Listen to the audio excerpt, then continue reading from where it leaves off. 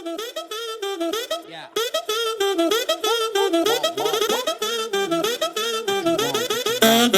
Yeah.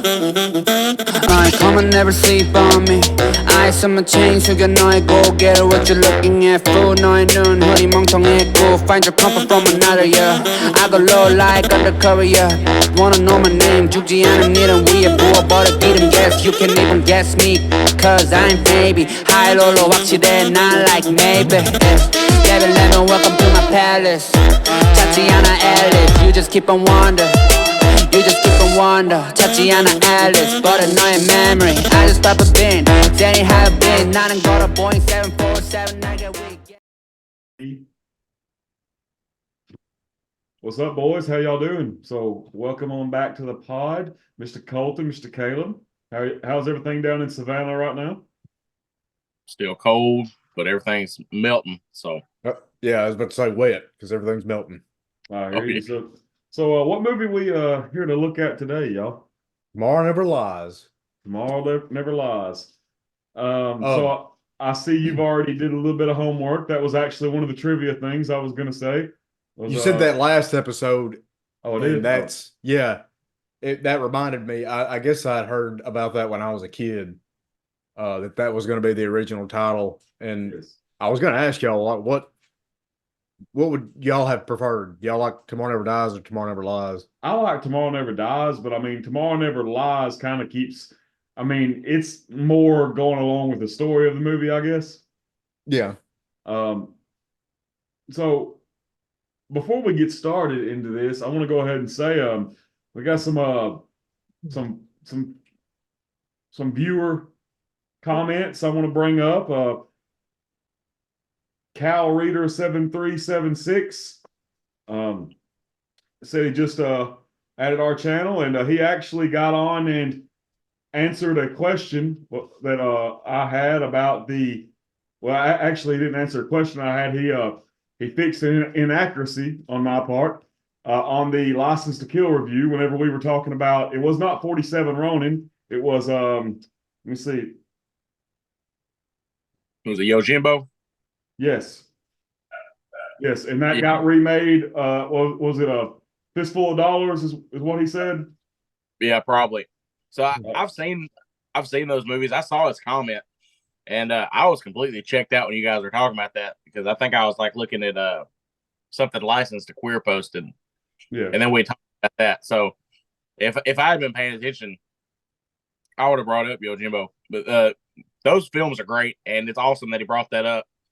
Those Kurosawa films influenced a lot of other media. Like, I mean, The Hidden Fortress is what inspired George Lucas to make Star Wars. So, I didn't know that. I also want to bring up Mr. Don Rumata 369, who I guess he liked how I described us as Bond in the Bible Belt, and he said, "Great work, lads." So appreciate that comment, my man. Hope we continue to satisfy. So one thing I do want to show you guys, Colton, you might remember this guy.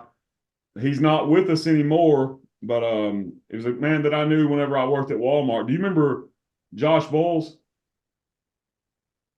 The name sounds really familiar. Well, he was a buddy of mine from Walmart. Well, like his wife at the time worked at Walmart. Yeah. And he's just a guy that I met there. He actually bought this for me. It's Tomorrow Never Dies limited edition box set. So let's take it out and let's check it out. So it's got the VHS movie in it. Still sealed. It's got the World of 007 VHS. It's got the script of the movie.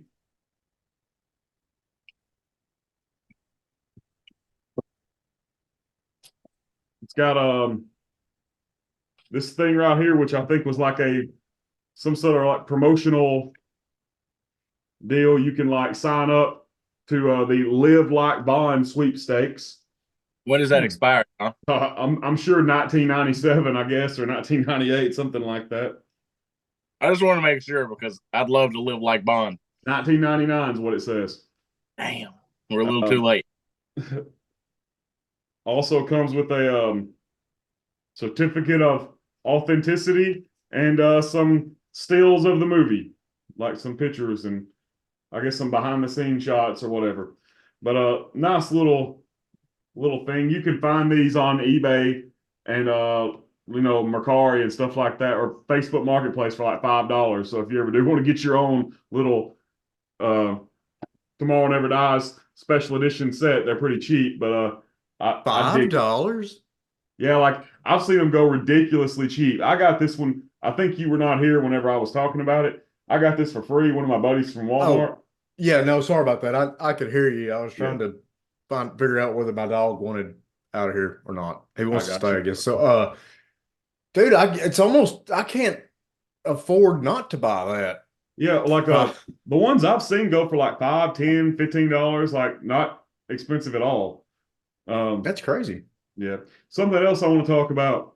So last podcast I was talking about the GoldenEye novelization and how it didn't include a lot of like, new things for you to learn, that the movie didn't tell you. It was basically just a scene by scene Yes. remake. Yeah. Well, I want to discuss Mr. Raymond Benson's Tomorrow Never Dies novelization. It is the exact opposite of the GoldenEye novelization. It's there is a lot of, it doesn't look like a lot in the book at all, but it has because it's kind of a small book, but yeah, quite a bit like material in here that is not included in the movie. And okay, so like one thing that, and it's been a minute since I've read this, but one thing that comes to mind is the character of Stamper. All right. So in the novelization, I guess, and the novelization reflects, I guess, what one of the earlier screenplays was. Yeah. Well, this novelization, Stamper, like has this thing where I guess his pain sensors are opposite than a regular person. It doesn't hurt him. He actually, he likes pain. He actually kind of gets off to it. Like Xenia. Yeah. Like I think kind of, what they do with Renard, where he can't feel pain. I think they were kind of trying to do that with Stamper here, but obviously in the movie, we don't really see that. But I'm telling you guys, you should totally check the novelization of Tomorrow Never Dies out. And it gives a backstory on Elliot Carver, which is awesome. There's like a whole little chapter just talking about Elliot Carver and how he basically became the man he was, like his past. And dude, it is awesome. Like Mr. Benson delivered is all I'm going to say. And you will be hearing, spoiler alert, you're going to hear me talk about the novelization of The World Is Not Enough and Die Another Day as well, because they all really bring a lot to the table, in my opinion. But there is a brief mention in the movie that Dr. Kaufman is like a mentor to Stamper. Is that touched on in the novel? I really cannot remember that. Okay. But because I remember hearing that when I watched the movie, and I thought that would have been really interesting. Yeah. We got a little more insight. It's been okay. So I was working at Rural King whenever I was listening to this. I listened to it on audiobook. So it's been that's been like 3 years ago at least. So it's been a minute. I'll just have to read it again and we go ahead, talk about it. Read it right now. Yeah, but out loud. Yeah, of course, out loud. Just gotta be read along. So anyway, after all that I just said, let's talk about the movie. So Colton, what's your initial thoughts about it? How you like this one? So if GoldenEye was like the perfect like rejuvenation of Bond, like just bringing it back around, I think Tomorrow Never Dies is like the perfect, just back to basics Bond movie. Like you got Bond like rekindling like an old flame. That's cool. You got great gadgets. Like you got a good story. You got Bond in his uniform. You get to see a bunch of naval stuff. You get underwater scenes. Man, and then you got Bond teaming up with Michelle Yeoh's character. Like she is awesome. Like in everything she's in. Like this movie just like does a lot for me. And I think if anybody was just looking for a fun time, this is just a fun one-off watch. Like it does a lot. Yes. Weren't they considering doing a spinoff with Wei Lin at one point? I mean, I wish they just done it, you know, like. Sure. I mean, she's awesome. She could totally carry a. I'm all about expanding on whatever universe. Yeah. If it happens to be the Bond universe, I think that's a perfect character to do it with because I would watch that series or movie series, whatever. So just do it right now. She's still like, even at her age now, like she's still attractive and still got the moves, man. Yeah, if they were to go back to, as John describes it, as the classic universe in the next Bond movie, maybe they can mention her or reintroduce her. So and then do the show. Yeah, I'd be on board. Yeah, me too.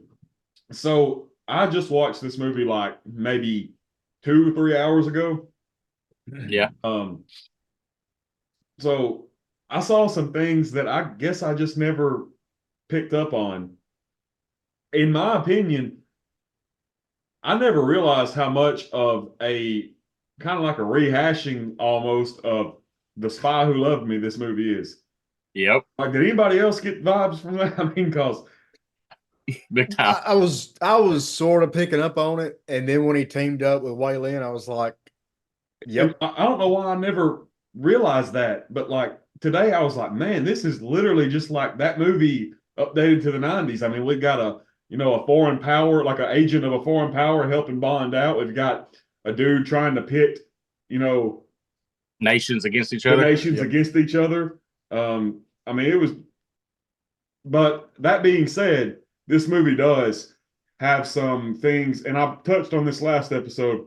I think every Brosnan movie tries to do something different. They try to like change up the formula a little bit. This movie, we have Bond with a former flame, Miss Paris Carver, played by Terry Hatcher, who reportedly Pierce Brosnan was kind of pissed off that Monica Bellucci didn't get this part.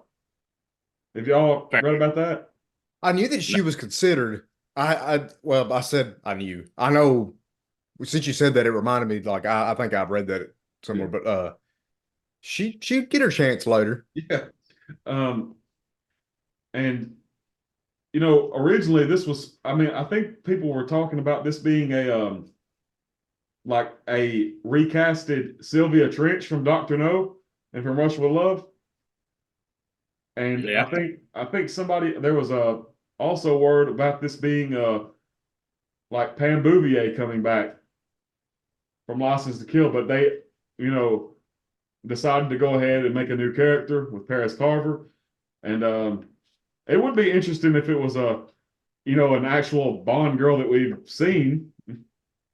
But so while we're on the subject, I would just like to say, dude, like Brosnan may have been mad or whatever, but like Terry Hatcher's great. yeah. Like I love her in everything. When I was growing up, when I was a kid, she was in was it Superman? Was it The Adventures of Lois and Clark? Dude, I loved that show. And in the past year or so, I've been watching Star Trek. She was in an episode of Star Trek.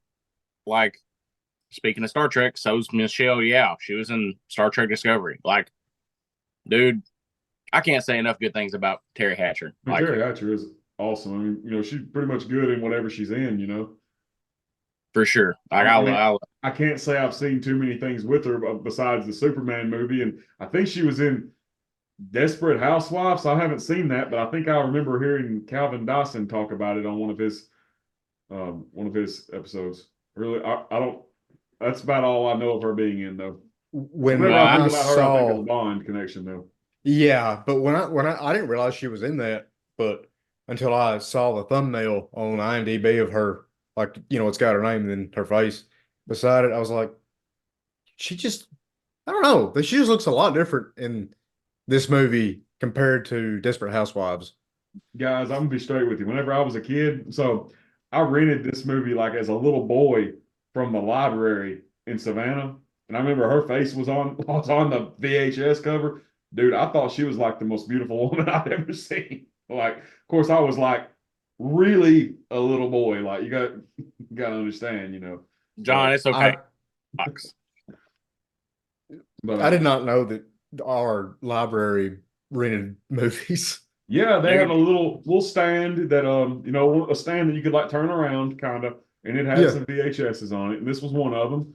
And my dad and I went up there one day because I would go to the library to use like the computers or whatever, and I remember renting this movie, and of course I had the video game on PlayStation 1. That's something else I wanted to ask you about. Caleb, did you play the video game for this? I did. Colton, did you? I did not. Let me tell you. So whenever I went over to Jordan Cooper's house in third grade, me and him played this game. Old Coop. Oh, Man. Jordan Cooper. Shout out to Cooper, man. Have you Shout played out to it? Jordan Cooper. Have you played it recently? I did on my channel. That's right. I'm sorry, I forgot. There's a let's play of me playing it, and so everybody talks bad about it. I mean, it's okay. I know I'm looking through it with nostalgia because I mean, as a kid, dude, I played the crap out of this game. Like, Yeah. now there was a cancel Tomorrow Never Dies game that was I going was to be. fixing to bring that up as well. Dude, why did they not make that?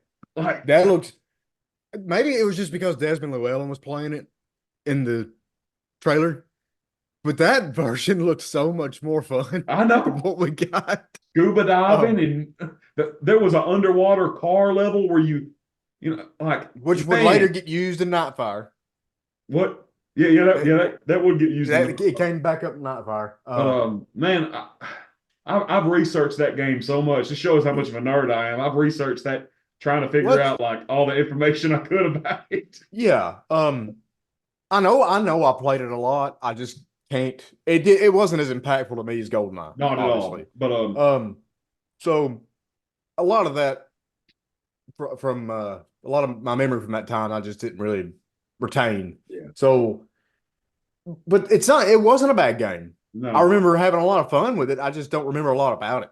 I will say remember this, and then we will start on the movie, okay? Because I know I'm prolonging this, but Go saw my. I'll go ahead. But so my cousin Wes, do you know Wes? Caleb, Wes Phillips? I don't. I'm sorry. Okay. So Colton, I know you know him. So Just look. whenever I would go over to his house whenever I was a kid, they would always have like all the games that had come out, Like I had like old games at my house, but like they always had new games. Well, I went over there and they had this game, Tomorrow Never Dies. Dude, I thought that was the coolest looking game ever. Like, I mean, I thought it was. Were you a Bond fan at the time, or was this before? Oh, okay. So you were Even as a really. boy. I was like going buck wild with it. But I No. to this day have the disc that they had. Like somehow I wound up with it like years later. You stole it, dude. We know. And it's okay. But I remember playing it at their house, and like my Aunt Kathy, shout out to Aunt Kathy. Shout out Aunt Kathy. Aunt Kathy. Like my Aunt Kathy on my dad's side, she would always like whatever game I wanted, she would pretty much get me. So I remember for Christmas, it had to be 1998, 1999, maybe something like that. No, probably 1999, probably. Something like that. Almost 2000. I remember asking her for this game, and I got it, and I played the crap out of it, man. And then I got their disc, and I had two of them, So, but Something interesting. Last thing, but there's something interesting about the World Is Not Enough game that I want to touch on. But there's two different versions. well, there's That's actually not three this- different versions. Well, Get there's out. one for Game Boy too. Oh, Game Boy. Yeah. That doesn't count. No, I'm just kidding. 4 if you count the board game. But yeah, I just wanted to say that. So maybe one of y'all remember and remind me because it's interesting. So Yeah. Hey, Caleb, this is me reminding you right now. oh, thank you. Got it. Good. Yeah, like the Tomorrow Never Dies game, you actually do get to play as Waylon in one level. That's And pretty there dope. was a driving level too, which when I was a kid, I really liked the driving level for, Well, just- yeah, because all we had gotten prior to that in the Bond game was a first person yeah. tank. So But anyway, so let's just go ahead and get started with the movie. So the gun barrel sequence, I really do like the music that's playing. It's kind of laid back. It's not as bombastic as it's been in the past. Of course, Brosnan nails his gun barrel like he did in Goldeneye, and that kind of seeds into the pre-title sequence, which I love. I mean, it's action packed, like just balls to the wall. One thing I do want to say, so Pierce Brosnan lights a dude's cigarette or a rolled cigarette as it is. yeah. And then he hits the dude in the face and says, "Filthy habit." Like You were smoking 3 movies ago, dude. if you read the books, James Bond is smoking like 70 cigarettes a day. Like it's Well, that too, but also the fact that literally 3 movies Yeah. ago we saw him lighting up. So So while we're here talking about the pre-title sequence, I just want to say Pierce looks like a total badass with that leather jacket. Like he's so cool. That's my favorite look he's got in the whole movie. His hair looks good. Man, he is just out there balling. I love it. I'm here for it. one of my favorite shots is when he gets up in the cockpit and he's standing there and he's got the gun and he's like got it turned sideways and he's just like that's like Charlie was watching the movie with me and she particularly liked some of those scenes. I mean, it was awesome. It's just pure, just like action, like pure, just everything going buck wild. Like what's not to love, this Yeah. movie does paint Bond as an action hero a little more than normal. I would. This movie and opposed- Die Another Day, I do believe, are probably the most action film versions of James Bond. Like, just and that I've heard that as a complaint I have too. in I love in it. Like, reviews, whether it be written or on YouTube, whatever the case may be. But dude, if like the movie calls for it, Bond can be an action hero. I think that's okay. Fellas, I want to mention one thing that's James Bond video game related that you guys, I don't know if you know about it. I'm not trying to change the subject. There's a game on PlayStation. I don't know if it's on any other systems. It's called Broforce. In Broforce, you get to play as all these action heroes from all these different franchises. And in this, you can be James Bond and you can shoot stuff, and you get to throw martini glasses at people. Nice. So Bond would never throw a martini, but I don't exactly remember his special moves, but like the way the game works is like you run through the game with your buddy. It's like a 2D side scroller, and you're just shooting and blowing stuff up. So like, I know what they're stirred. That's what it is. That's why it's yeah, you're right. It must have been, but like, I think there's like an award with it or whatever, and you do it. I'll send you a link, and like, it's really, I really like playing as James Bond in sounds that game. yeah, it sounds really fun. Do what, John? I just looked it up. Oh, you did? Yeah, it's What do you think, John? well, I mean, just glancing at it, it looks pretty funny. The guy's name is Double Bro 7. Double Bro 7. That's awesome. That's almost as good as Oh, Jimmy Beer Can. Oh yeah. Oh, Jimmy Beer Can, dude.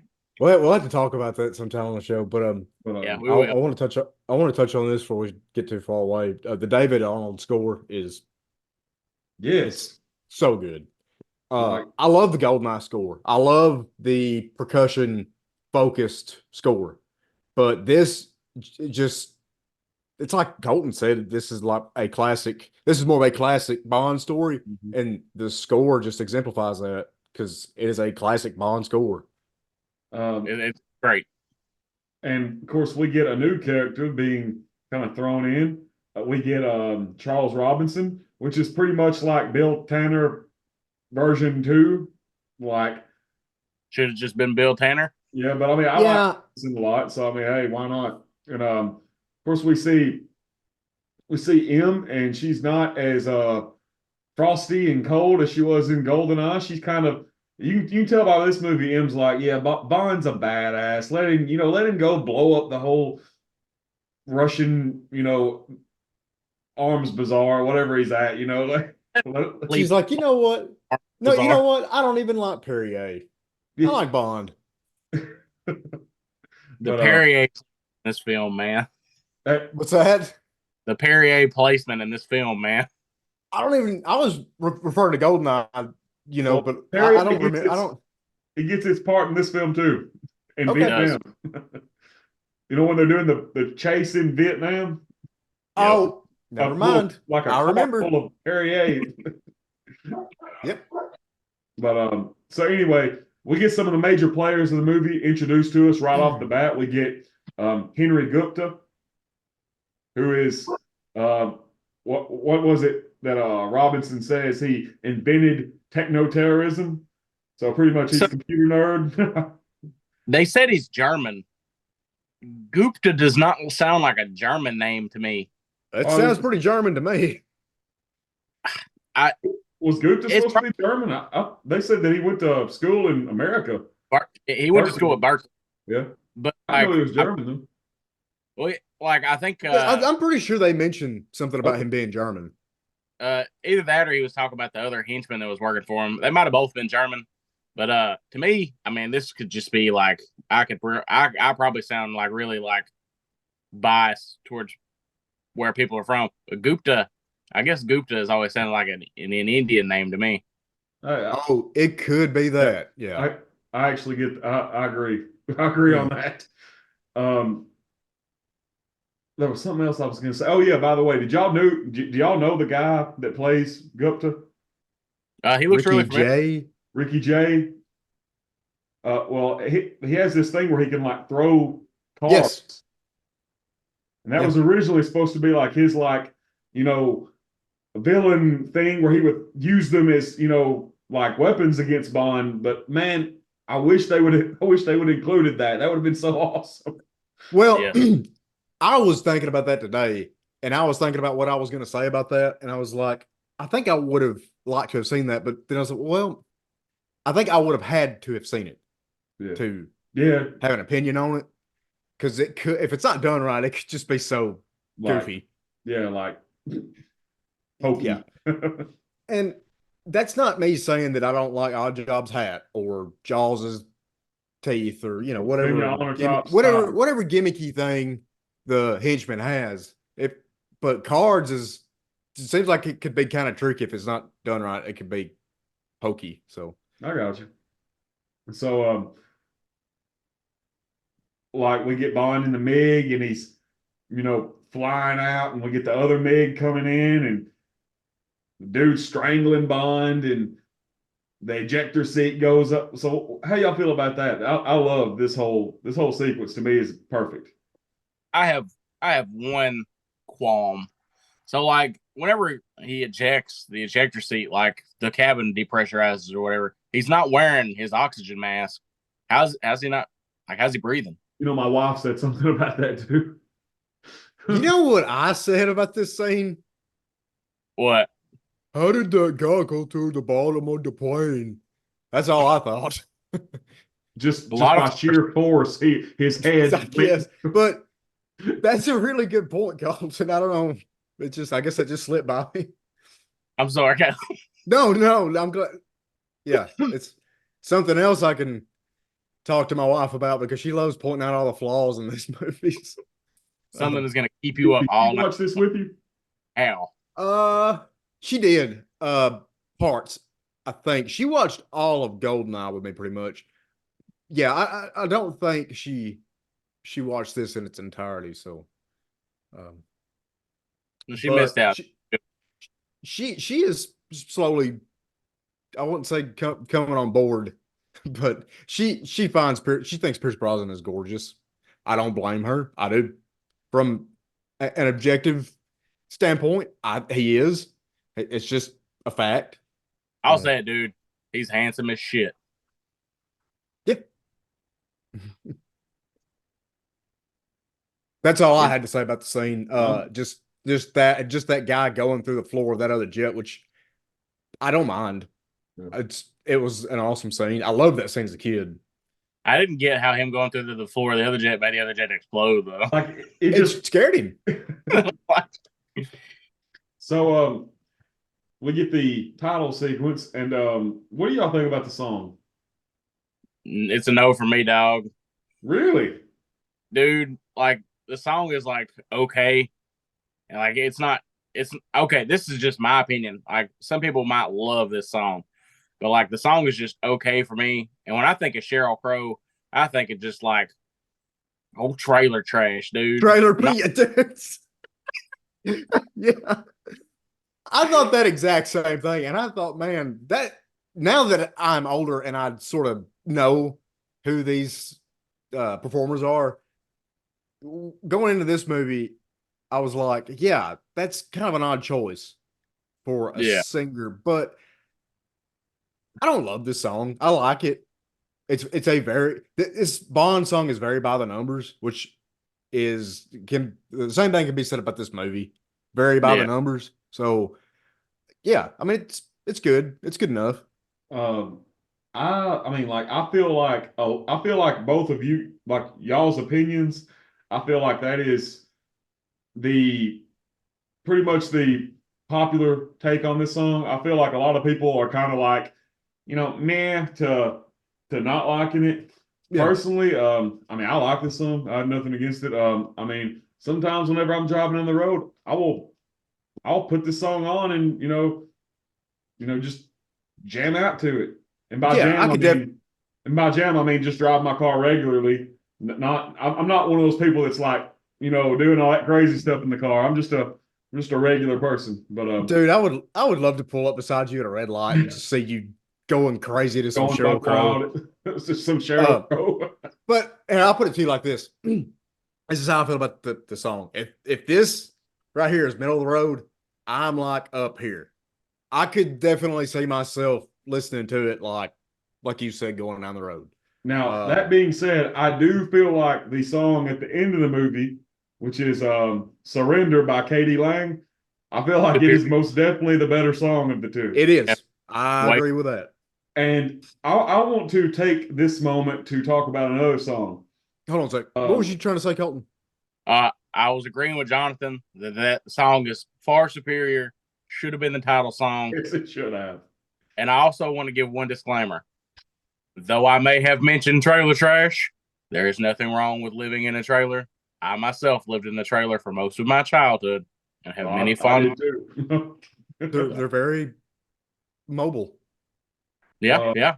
Was not. Well, mine was not mobile. It was a home, but it was not mobile. So the video game, I know I keep on bringing the video game up, but like the video game Tomorrow Never Dies, there's a secret track on the soundtrack, and it's called Letter to Paris.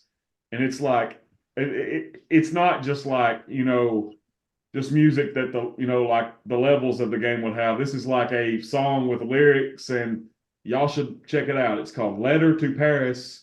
You probably type that in and then put Tomorrow Never Dies PS1 and you probably find it. I mean, I dig it. How have I never heard about that? Well, don't feel bad. I've only known about it for like 2 or 3 years now. But the soundtrack for the game was done by Tommy Tellerico, which did y'all ever watch G4 TV? A little bit. Oh yeah. Well, he was one of the co-hosts on I think it was the Electric Playground. If you ever watched that, Never. But anyway, so back to the movie. After the title sequence, we get, and this is one of the things that really made me think about The Spy Who Loved Me.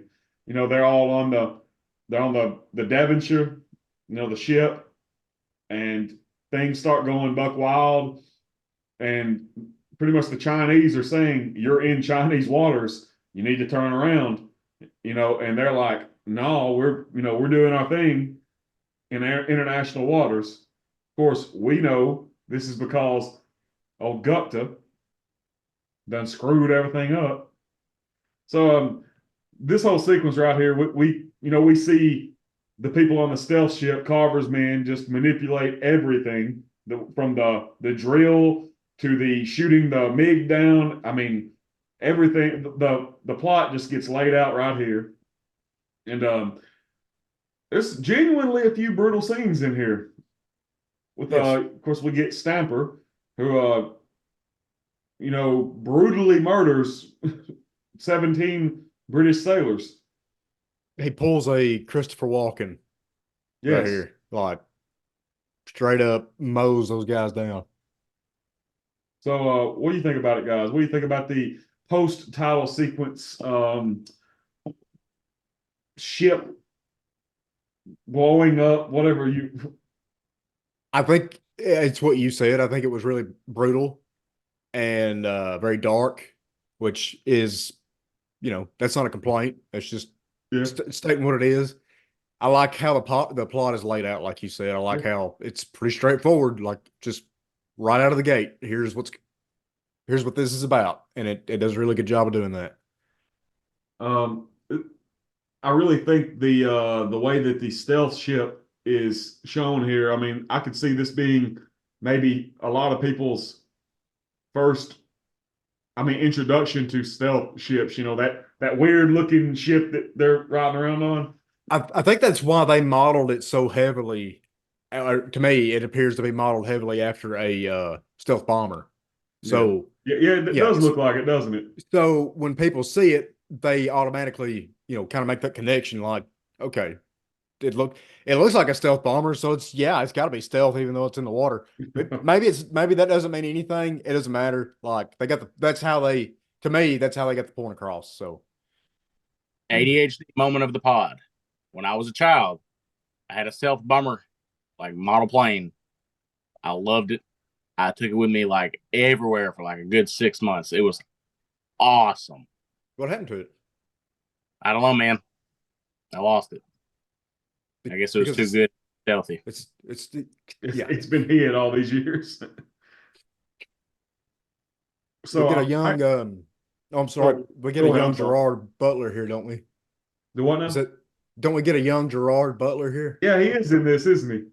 Yeah. In that sequence, right? He actually has a line, and I meant to go back and see what it was, but I never did. I didn't get time, but I did recognize him. I knew I had read about him being in it before, so I was kind of looking for him. And when I saw him, yeah, sure enough. So, do you guys know what movie came out like about the same time this movie did? Probably the biggest movie of the 90s. Was it Troy?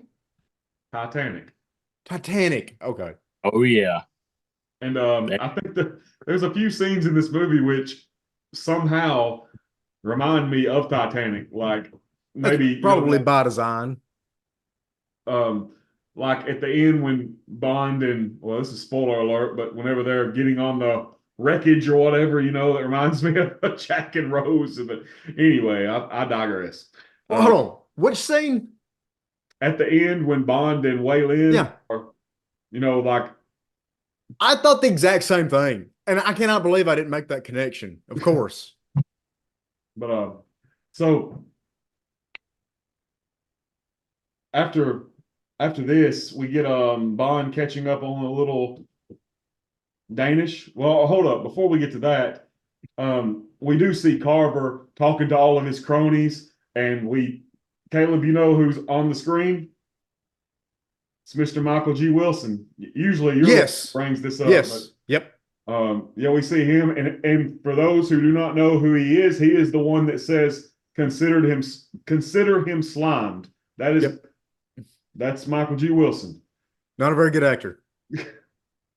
I don't care. Like it was like a 2-second cameo, but My only gripe with this scene is it's like the exposition is just so like it's kind of clunky. It does not get delivered in a smooth way, and maybe that it was just like a time thing, like they were just trying to get the script ready and didn't really have time to go back and polish it, whatever. Well, you're onto something there because from what I've read, they were rewriting some sequences like right before they were shooting them. Okay, like, that makes a lot of sense, and I didn't know that. I probably should have done a little bit of research, but yeah, a lot of the exposition in this movie is that way. It's just kind of clunky. Yeah, it's a wonder the movie came out as good as it did. Like from what I've read about the on screen, like behind the scene, yeah, things. But I don't know. Some of it, of course. Do y'all know who Rupert Murdoch is? I don't. So he's like a media baron. Everybody says that they based Elliot Carver off of him. I do think that the story of tomorrow, like the way we have media trying to influence the world. Yeah. I think it's actually more along the lines of today's world than it is 1997. Yeah, absolutely. Because I had that same thought. Media is, of course, just completely took over society. Yeah. I had that same thought, and I also it kind of made me think maybe that's why this movie wasn't received that well. And it could be why people are starting to come around to it, like myself. It's very relatable in today's time. Yes. So anyway, after that, we get Bond brushing up on a little Danish at Oxford, and of course we get Moneypenny calling him, and she's like, "Hey, get down here." So we get to see the Aston Martin for like a split second. Love that stuff. One of my favorite parts. I love the theme here. Sorry to cut you off, Colton. I thought you were done, but Dave Arnold's rendition of the Bond theme here is really cool. Finish your thought. I'm sorry. I wanted to say this. Anybody who likes this soundtrack, they actually just did a release of like a full expanded Tomorrow Never Dies soundtrack on I think it's La La Land Records or something like that. I'm not really up on all these boutique label companies, but I have not bought it, but I mean, I know some of the other Bond, big time YouTubers have, and they say it's really good. I'd like to bring up the Moneypenny's dialogue. That old, just dirty talk. Yeah, she did get a little smutty, didn't she? She did. I liked it. It was nice. She did in the last movie too. She told Bond that he was going to have to make good on his innuendos. Yeah, and she's getting straight to the point. Like, come on. After 40 years, I mean, all bark and no bite, Bond. He does too much biting at work. No, okay. I thought it was really, really clever wordplay that they did with the script. I thought it was good, and it was delivered really well on the actress's part. So good on her. That was a good scene. Of course, whenever Bond shows up and they're all talking, we get the Admiral, who is, I just love this Admiral guy, Admiral Roebuck. He's just like just a prick every scene he's in. I've come to realize that in all media, admirals are just the worst. Well, I mean, guys, you got to think this Admiral's out of his, he's out of his domain. He's out of his where he likes to be. He ain't on the water. He's in some room with, the head of MI6 and some other dude. I mean, he ain't where he wants to be. Of course, is he the one? Oh, sorry. Go ahead. Was he the one that told that Russian guy that asked him if they can y'all keep anything locked up? I love that. Me too. But yeah, And I do like the next scene when they're riding throughout London, and like M is pretty much just like, all right, like basically having a mission briefing in this car ride. Yeah. Which I love the car, by the way. What is that? Is that a Rolls Royce Believe so. or a Bentley or something like that? It's a big old car. I have a question about the car. Whenever the dividing window slides down, it was tinted, right? I think so. Seems like So- I'm remembering it being tinted. Yeah. So that the dividing window is tinted. None of the other windows on the whole car are tinted. Like the camera shots from outside the car, you can see everyone and every person in the car. Kind of weird to have a tinted divider window, but no tint on any of the outside of the vehicle, especially since it's like from an aesthetic stance, yeah, it is. It does look weird, but I can kind of get it since it's a government vehicle. I mean, like, but I get where you're coming from. Like, yeah, I can just stop the car, get out, and go look in the passenger window and see what's going on. But yeah, one thing else I want to say about this this little ride that they're taking, M's just like drinking whiskey, like like she's drinking whiskey while riding around in a car on the clock. Well, which I mean, I guess if you're M, you're always on the clock. But like, and while giving orders on like the business of your country, like I just think it's like wild, like I've noticed that a lot in these movies. Just government officials drinking on the job. The one that sticks out in my mind is maybe the first. It probably wasn't, but when George Lazenby in On Her Majesty's Secret Service is fixing to take a shot of is it bourbon? Maybe it's or some kind of alcohol. In his flask, yeah. Yeah, and he looks at the Queen and he says, "Sorry, man. If that painting or whatever could talk, she'd be like, don't apologize. Everybody else does it." Yeah. Because literally everybody, except for Q. I don't think he drinks. No, but he eats them on the job. What's that? I said no, but he eats them sandwiches on the job. Hey, didn't we see Q drink at the end of License to Kill whenever he was at that party? Didn't he throw some champagne or something back? Well, I meant he doesn't drink on the clock. Yeah, because I'm pretty sure he's got like OSHA standards down there. Yeah. But Q probably has a cup made out of a clock. He probably drinks out of the clock. That's pretty good. Yeah. But so anyway, it's got an alarm for beer 30. Beer 30. Oh yeah, it's always going off. Okay. So pretty much M. Now, see, like this scene always gets me. Like, I mean, we saw M just the last movie. She's like, you're a sexist, misogynist dinosaur, a relic of the Cold War. Talking about how he seduces women and stuff. Literally in this scene, she's like, well, you need to make sure that Paris Carver does remember you, and then you need to go plump her for information. It's like, yeah, she's basically like, Bond, go have sex with this woman. Yes, like my wife said something about that whenever we were watching it. She's like, wow. I want to know, and even if it was just a line of dialogue, I want to know what made her come around. Like, I'm very curious because this is I won't say that it's an entirely different character, but her view of Bond is very different. Yeah. Well, you can tell she likes him here. Like that first scene in GoldenEye was like, we don't like each other, but now it's like, yeah, we're cool. My head canon. Huh?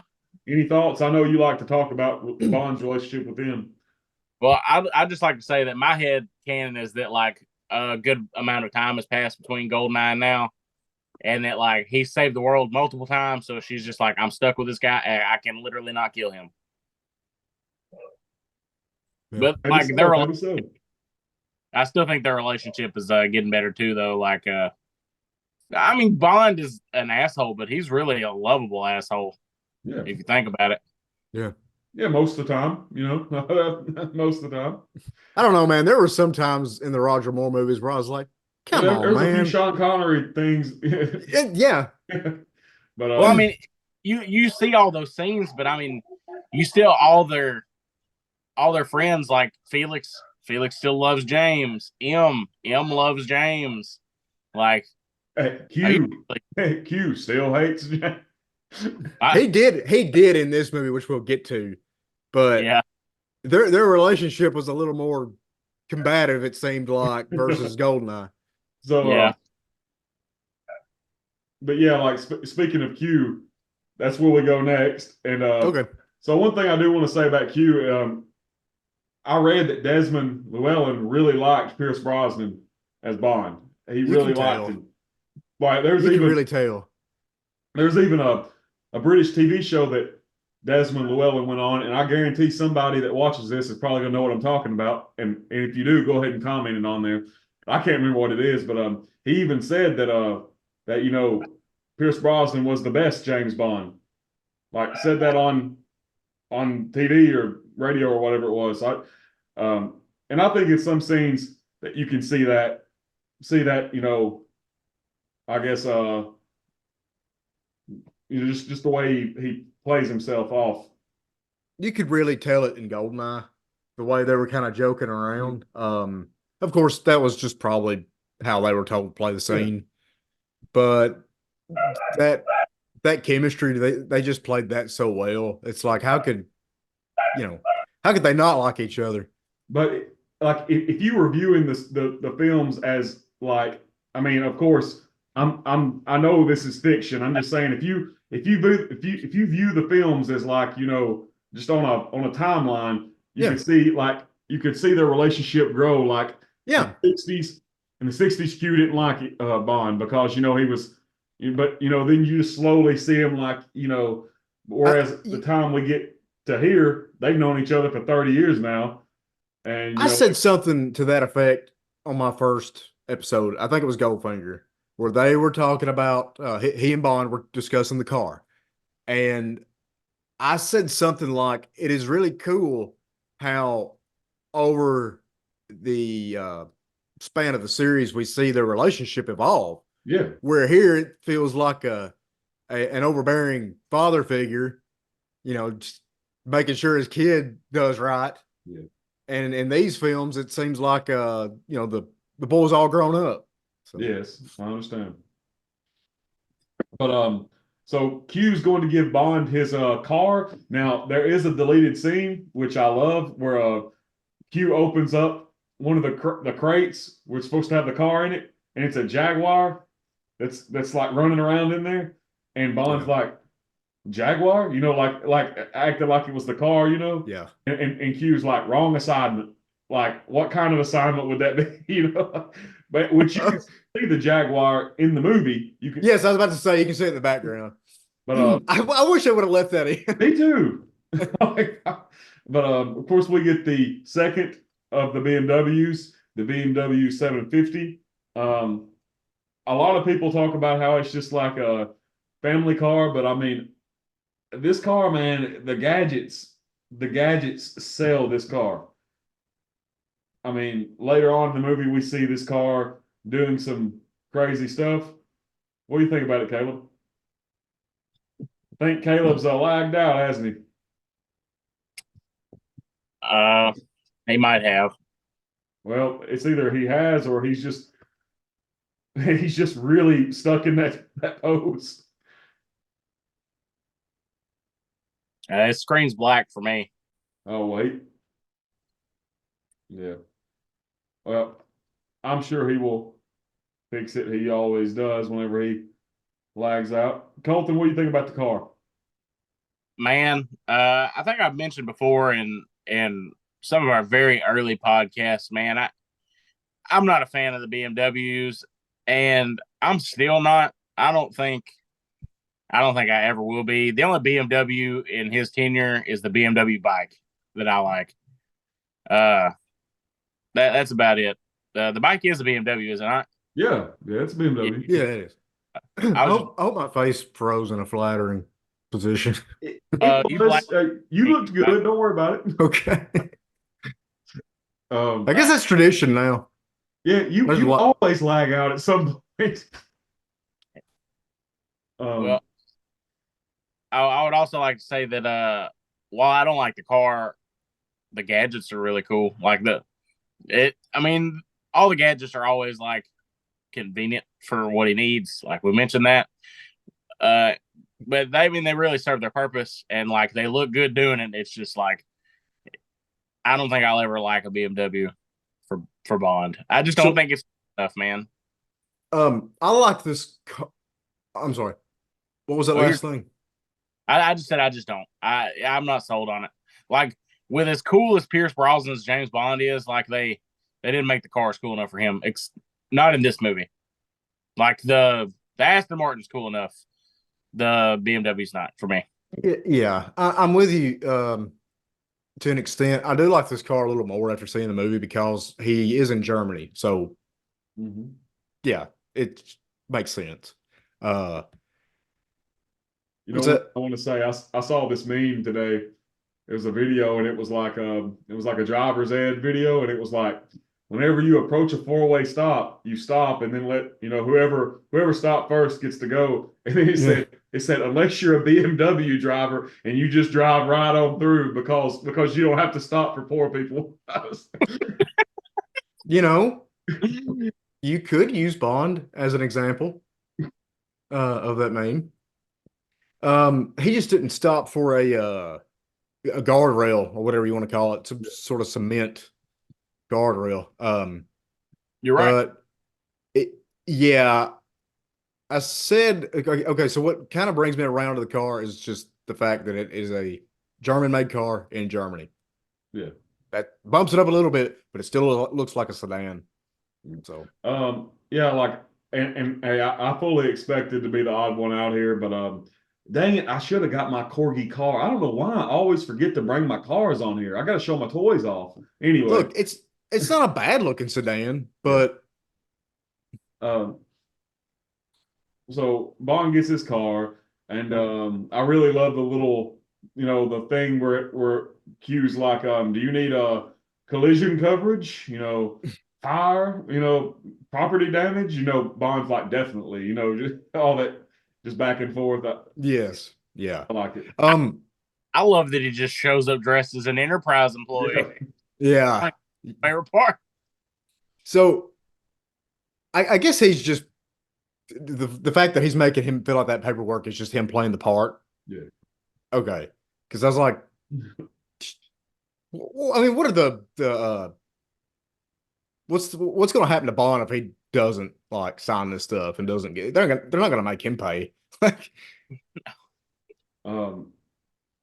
So we see Bond going to the party that Elliot Carver's got going on, and we get Pierce Brosnan's James Bond line, which is awesome. I love it. He's in the tux.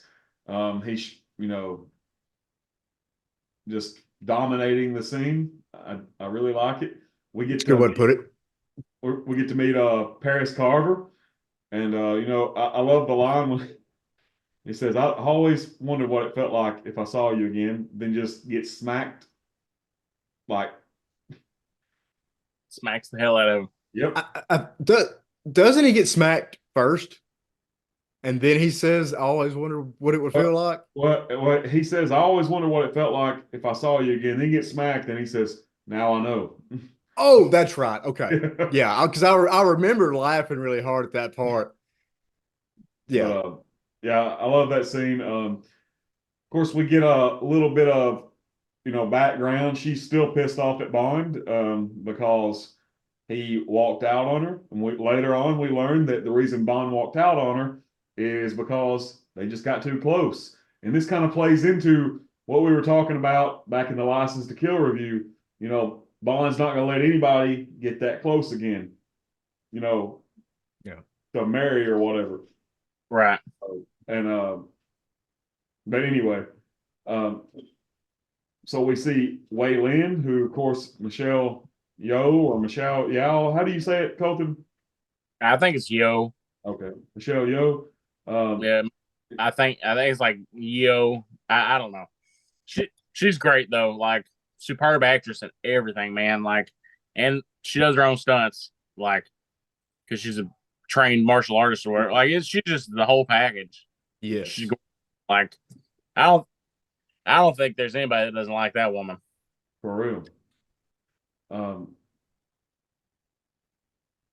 So Bond basically, like, some of these scenes here are just so like crazy. Like, Bond just kind of calls Carver out. He's like, so these satellites, would they be able to, take a ship off course, just like straight up saying, yeah, dude, I know exactly what you did, He basically walks up, and when he's like, who are you, Mr. Bond? He's like, I'm a banker.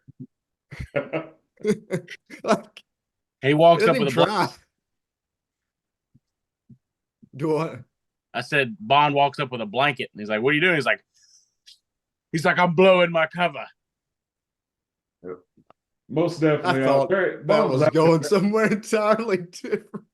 I'm sorry, yeah. I thought you were gonna say Bond says, I've got SARS. And I don't even know what that means. What is that, Caleb? Jonathan, you're the history teacher. Really, man. What SARS is? The SARS blankets? Yeah, it's like coronavirus version 1, wasn't it? Like, isn't that what everybody had before that? Right, but I'm talking about the significance of a SARS blanket. Well, you tell me.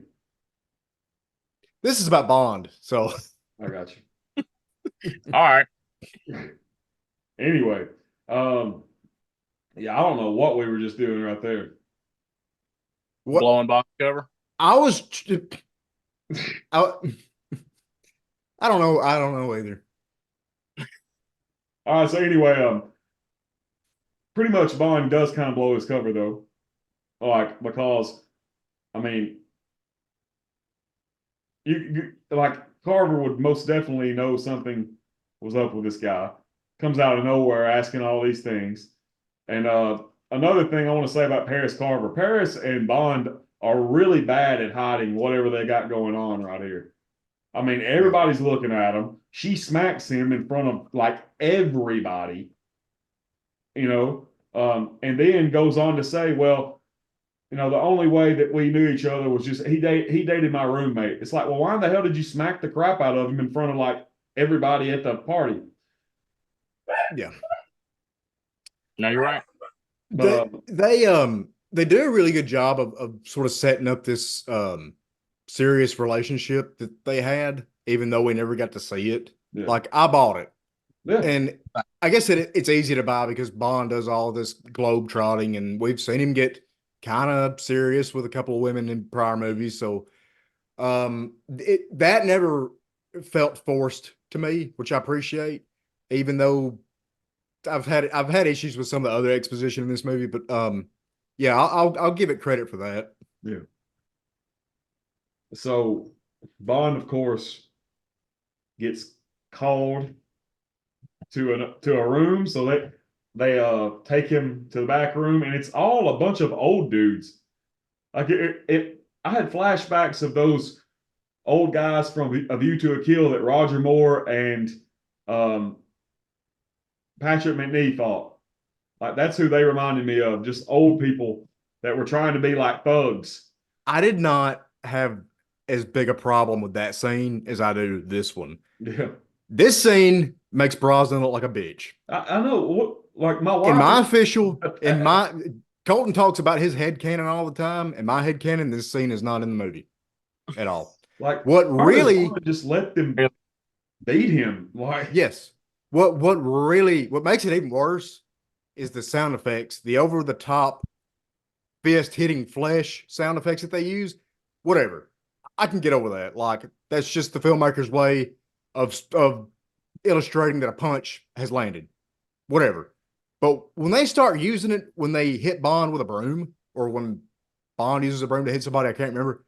Like, dude, take your mic, go out, go in the hallway, go to the janitor's closet, grab a broom, and record you hitting it on the floor, and then add the sound to the movie.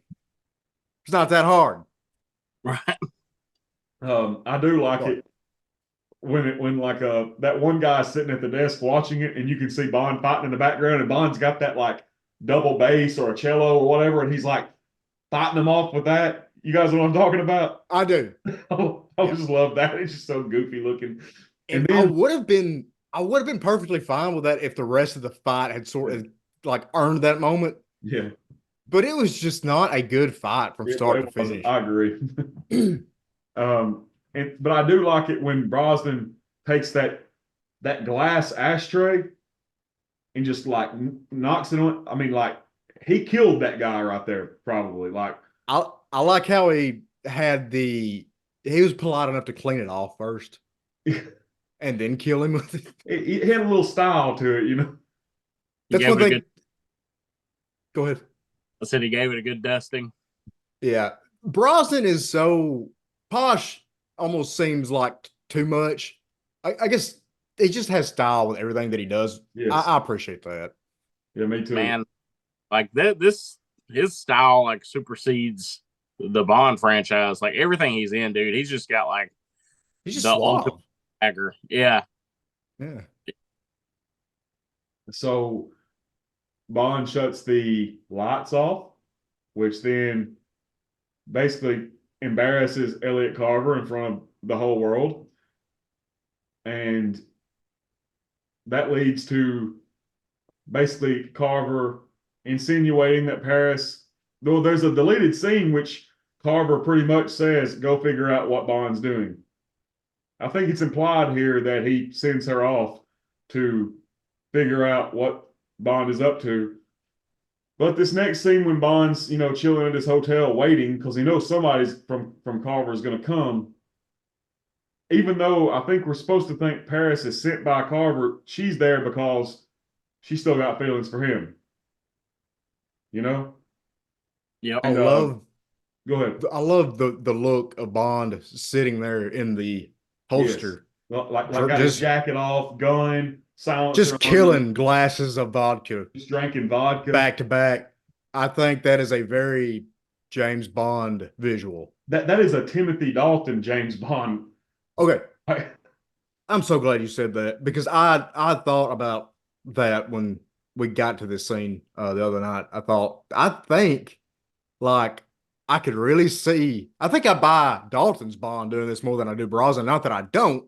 There is a deleted scene in License to Kill where Timothy Dalton's Bond is like sitting in his hotel room watching the TV, and he's like got his. I mean, looks like he's got his jacket off, and his holster's there, and he's pouring alcohol from his flask, and he's getting his pistol out. He's smoking cigarettes. It's very similar to this, but it's the same vibe. A man that's like like. I guess on the edge, and just he is just numbing the pain. Yeah, definitely in his feelings a little bit, but so while you guys are on the subject here of Tim, like I also think like he's channeling Tim like at the beginning of the movie with like the old leather jacket and everything. Like that was very Dalton for me.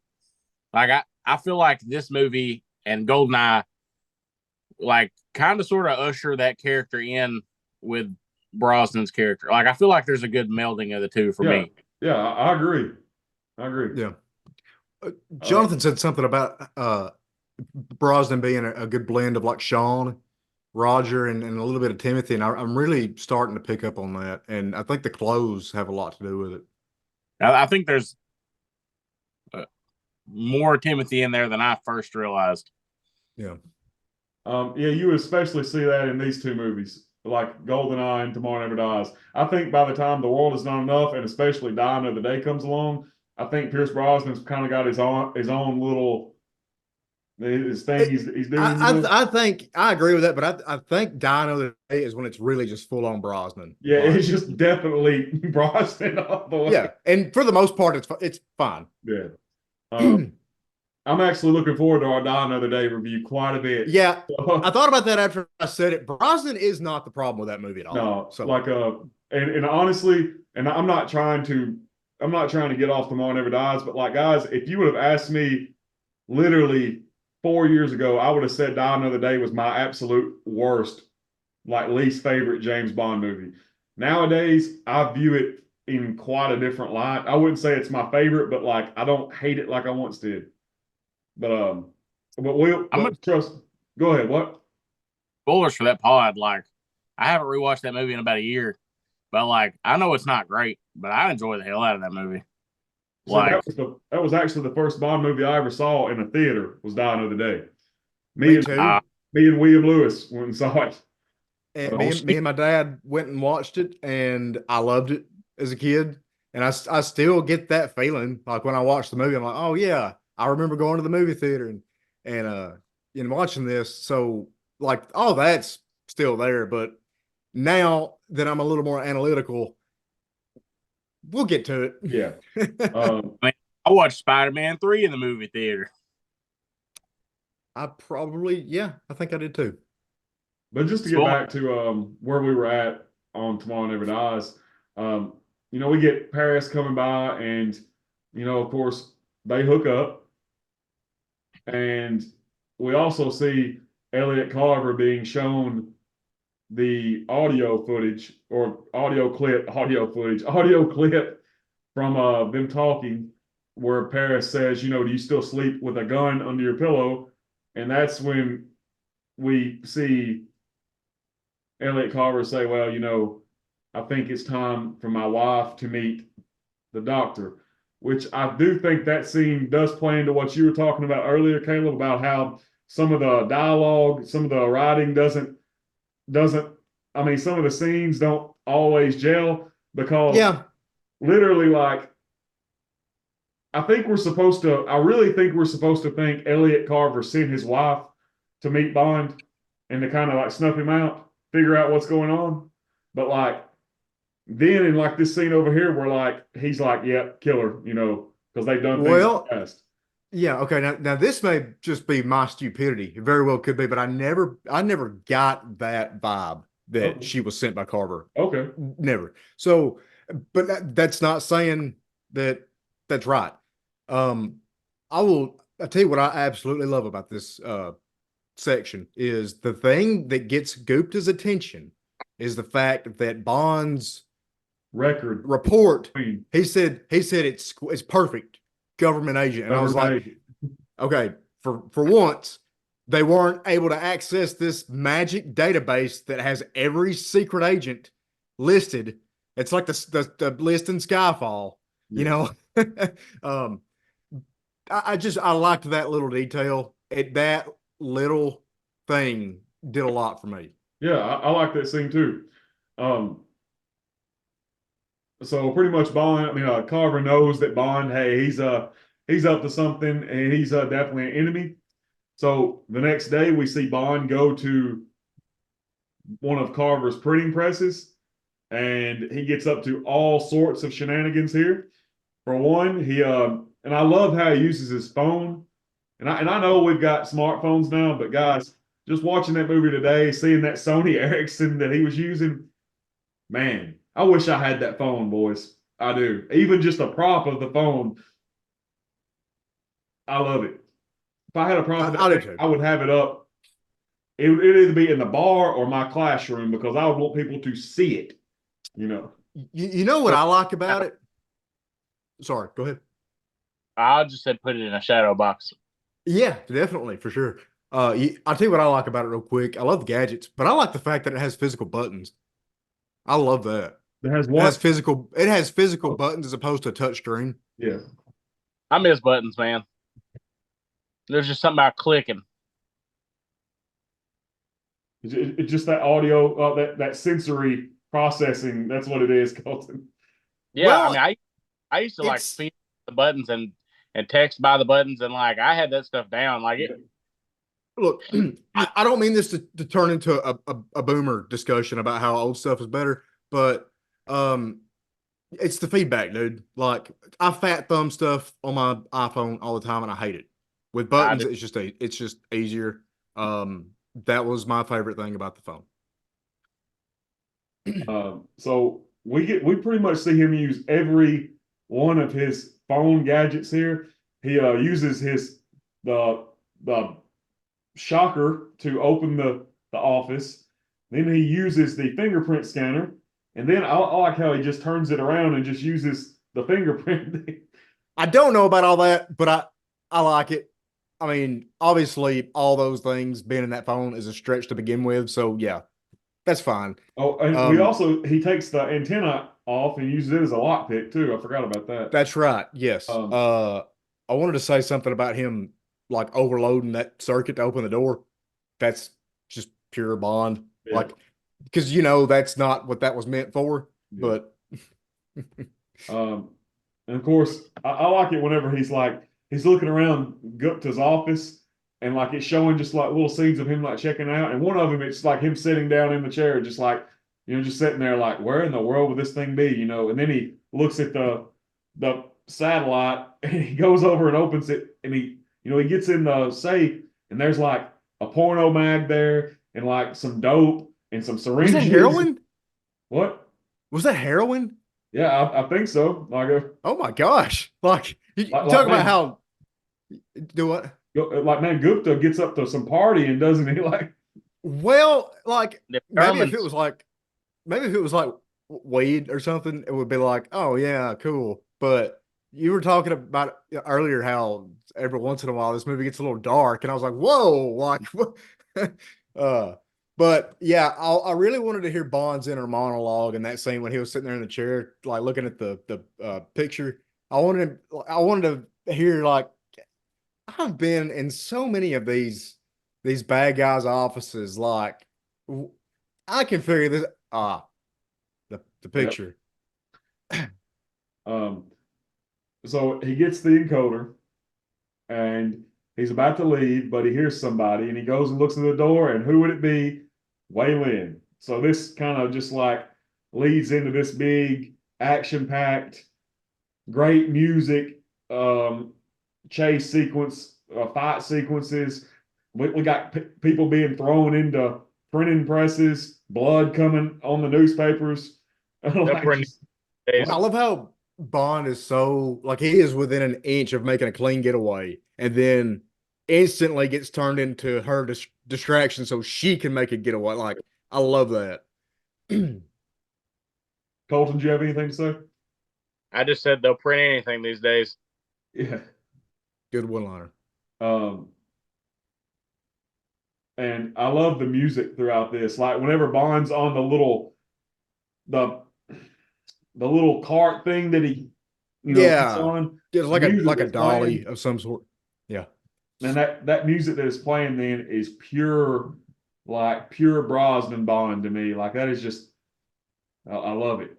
Yeah, the score is great. And I'll say this real quick. Did you guys have a garage as a kid, like with the open and closing door? Carports. Okay. I didn't have one at my house, but somebody I knew did, because I distinctly remember like hitting the garage door close button and rolling under the door like Bond. One, because I'm an idiot, and two, because I really like James Bond, and especially did as a kid. But it had one of those sensors that it would stop the door, so it wasn't cool. Anyway, well, I mean, that's probably why I'm still alive. Yeah. But yeah, you would have probably killed yourself with the garage door if it didn't have that. Yeah, they're heavy. Anyway, so whenever Bond's getting away in the car, he gets a call from Carver, who pretty much says, "Hey, you've got two things that belong to me. One's the red encoder, and the other one is my wife, who's in your hotel room." So Bond then knows, hey, something's up with Paris. One thing I do want to say: the license plate that's on the BMW 750, very similar to the one that's on the DB5. The one on the I did not DB5 notice that. is like BMT 2164. The plates for the BMW is BMT 2144, I believe is what it is. So just a number or two off. On the Aston, it's BMT 216A. Okay. I think. Pretty sure. I could be wrong.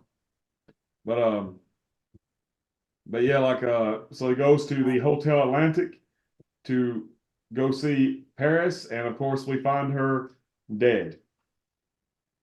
So I'd just like to say, in my opinion, it's kind of like shocking that they find her dead and we didn't get to see her die. Yeah. Like, not saying I want to watch them murder her, but like, I think it makes it feel all the colder that we didn't. If that makes any sense. Yeah, no, I get what you're saying entirely.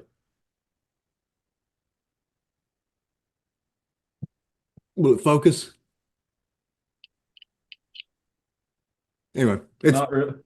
yeah, it's BMT 216A. I got you. I just wanted an excuse to get to show the car again. Hey, I I'm guess. glad you got the car out. Thank you for helping me with that. This scene is kind of reminiscent of another scene in a movie about 2 movies ago where Bond finds a dead woman. Yeah.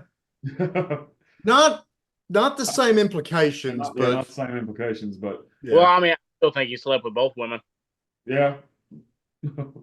I mean, Della and Bond was way too flirty. Yeah, two But, friends. but anyway, so yeah, like this scene, just the way Brosnan's Bond, looks at her and he kisses on her a second, and then Kaufman comes out and he's got the gun, and he's basically just talking about how awesome he is. He's a forensic medicine, well, forensic medical doctor or whatever he was. And he has to get the phone because the guys can't unlock the car. What do you think about the whole car sequence where everything was? no, we can't skip over Kaufman, man. No, we can't. We can't not. We're not skipping over Kaufman. Okay. Oh, you were talking about them trying to break in. Okay, I thought you were just going straight to the check. I'm sorry. No. So, I get that was a bit of comic relief, which, and I'm all good with that. If I feel like it's not really out of place, it works here. It was really funny when he says this is embarrassing. They can't get into your car. I thought that was hilarious. I just like Dr. Kaufman a lot. Yeah, me too. So that actor, what all was he in? Because I meant to look him up. He does look familiar. Like, I feel like he was like in the Addams Family movies or something at some point. I could be wrong.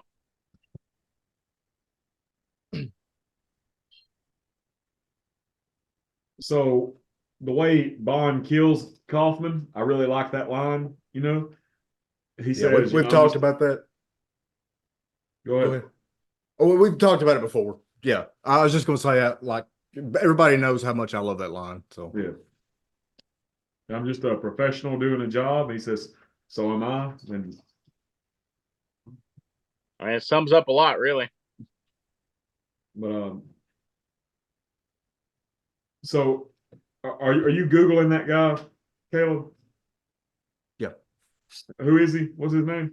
His name is, well, I'm not even gonna attempt that. Gotcha. Well, alrighty then. It's Vincent Schiavelli. Vincent. That's the best I can do. So I don't know, man. None of this looks that familiar. He was in Hey Arnold, the movie. As who? Mr. Bailey. I don't even know who that is. Yeah, it's been forever since I've watched an episode of Hey Arnold. So, yeah, nothing. That sticks out. He's not in the Adam Sandler movies or Casper I would. movies. I mean, not Ad. Did I say Adam Sandler? I meant Adam's Family. Wow. I heard. I don't know what said it, but I don't think so. But I got you. Man, we're so far off the topics for this. So I didn't mean for that to turn into this. So to the car chase. So what about the car chase? What do y'all think about it? My favorite of the whole series. What? It's one of my favorites in the whole series. Oh, I thought you said it was your favorite. I was like, whoa. Yeah, I was very taken aback. I was like, what? I mean, it's good. It's good. I don't have anything negative to say about it. I will say there's a few parts during the chase where you can tell that they're driving from the back seat. Yeah, he was on his phone in the back seat controlling the car. No, I meant like the stunt driver is driving from the back seat. No. Jesus, yeah. I know, dude. But I do like this scene, and I hate it when that stuff sticks out. I'm like, you were just so close to perfection. Like, I mean, if you really think about it, like, Oh, it doesn't bother most people, but like when I see it, I was just like, you could have, if you could have just gone an extra inch, and Yeah. but that's not to say I don't like. I love this chase scene. I even don't care that the bulletproof glass inexplicably stops working. Doesn't matter to me. Yeah, just conveniently busted out so they could shoot the rocket through it. My theory is real quick is that when he disengaged the whatever that security mode, that security level was, when he disengaged that, the bulletproof is no longer the glass is no longer bulletproof. That's really stupid. So that's probably not it. But again, headcanon. So Bond conveniently launches the car into the Avis rental agency. So it goes right back to the rental company. wait, does it really? Yes. I never noticed that, man. That is so funny. What's that? I said you're supposed to take your car back when you're done. There's a deleted scene where Brosnan takes some keys and gives it to the people down there and it says forgot your keys or something like that. Oh, dude, that would have been the cherry on top. That would have been so good. Why did? Okay, Why you was can that leave the not- Jaguar out. That's fine, but they should have absolutely left that in. And so anyway, so after the car chase,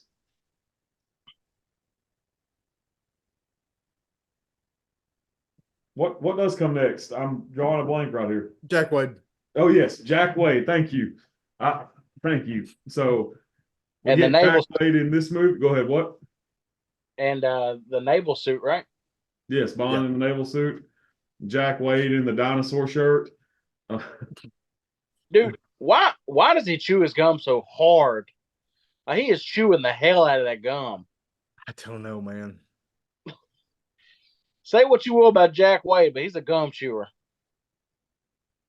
Yeah, I guess because it's him, it doesn't bother me. But most of the time, when people do that in real life, I'm just like, Hey man, can you quit? it's not. It's not that big of a deal. It's just gum. Like, um, Is he supposed to be like this? Like a combination of Felix Leiter and J.W. Pepper in this movie? Kind of. it does seem that way. He seems a little bit more annoying in this one than he did in Goldeneye. I didn't get more annoying. Maybe a little more Southern guy Yeah. versus intellectual CIA guy. So Maybe. my main thing about it is like Wade is way too relaxed to be doing all the CIA stuff he's doing. Just like it ain't his first rodeo. Hell, it's not even his 100th rodeo. Like this is his 1,000th rodeo. Like he is like done this way too many times and is way too comfortable. And I think it's like his real nonchalant attitude that's like, you cannot be that calm, man. Yeah, that was my problem with Roger Moore. Like, but I don't know, man. It's just his character. Like I mean, maybe if I like him.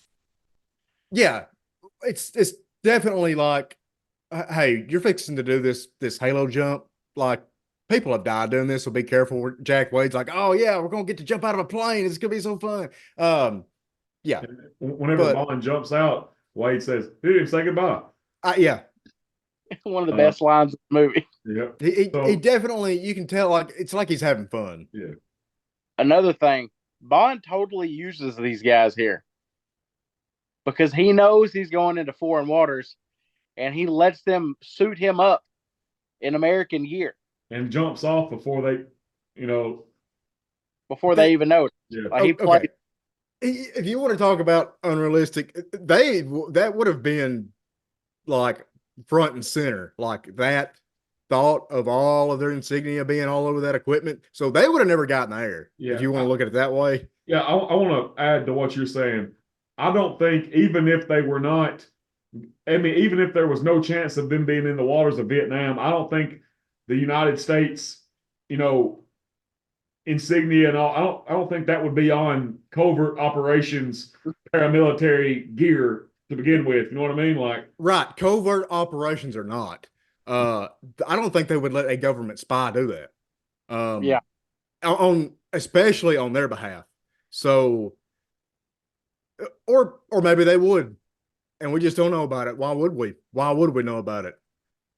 so we get Bond doing his first Halo jump. We actually see him do another Halo jump in the video game Nightfire, for those who have played it.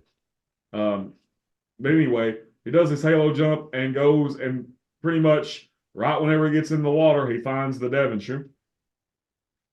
And he goes in there and finds some dead bodies, but also happens to find Wei Lin. So, any thoughts about the Devonshire? It gave me Spy Who Loved Me vibes. Also, it gave me For Your Eyes Only I'm vibes thinking a little bit. You're right, John. I named the wrong movie. That's what I'm thinking of. Yeah, it kind of reminded me of that whenever him and Melina go down into the wreck in For Your Eyes Only. I think the suspense was just as good in this one as it was in that one too. Oh, I think it's better here. So like this is nightmare fuel, dude. Especially when all of those I guess they were made to hold the missiles in place. Is that right? Yeah. When they topple over like dominoes and then they get shut in there and then they have to lose their oxygen to fit through the I guess it's torpedo how tube, they right? sorry. The torpedo tube? Yeah, I think so. Well, and that's how they have or is it like an air vent? Because like it was up in the ceiling, right? And then it comes out on top of the boat. Okay. I think it's an air vent. All right. Yeah, it could be. It's probably either way. Like I'm claustrophobic for one, so yeah, I hate everything about this thing, but in a good way, like I'm supposed to. So, Caleb, you're not claustrophobic. 00 agents are never claustrophobic. You have to get over that. I'm not claustrophobic, even though you are. I am. Stop it, Patrick! You're scaring him. Ho ho ho! Sorry, I had to fit a SpongeBob reference. Is that our first SpongeBob reference? You know what? We're doing pretty good. Man, for all three of us to love SpongeBob as much as we do, we have made it a long time without making one of those. We have. Well, that was a mistake because now this is a SpongeBob podcast from here on out. Sorry. Oh, yeah. It's ironic that we're under the sea. So, whenever they surface, they see a really poor Vietnamese sailor or fisher or whatever, Yeah. And bless his heart, he just gets killed. Yeah. With a harpoon. It sort of occurred to me in this viewing that that's what this guy is. He's just an innocent fisherman. Whereas before I thought that he was kind of in it with Wei Lin, and that was his cover. But yeah, he gets killed. Yeah. And guys, I would much rather take a bullet than a flipping harpoon. Like, man, that just seems like it'd be a very painful way to go out. He didn't deserve that. He didn't deserve that, man. No, he didn't kill Sharky. Turn that guy into a kebab. But so they're basically helicoptered off to Saigon, also known as Ho Chi Minh City. And there they meet Elliot Carver again. And we also see a very small character, which honestly should be bigger in this movie, General Chang, which is basically another big time villain, but we just don't ever get any of him, like it gets this one scene, that's it. Yeah, it's his stealth technology. Yes, and like so, this guy, this is kind of like your General Oromov of GoldenEye, because he's trying to become like pretty much top dog of China, but like we just don't get any of him. And you know what? Looking back now, I don't know, talking about this with y'all has made me realize a few things. That was probably one of the casualties of them having to rewrite the movie right on set. Was it, his characterization is just gone. It could have been maybe that character just didn't really do much. Maybe so. Because it would be a little weird to have two really prominent like government officials like that, like those type of characters in two movies. Yeah.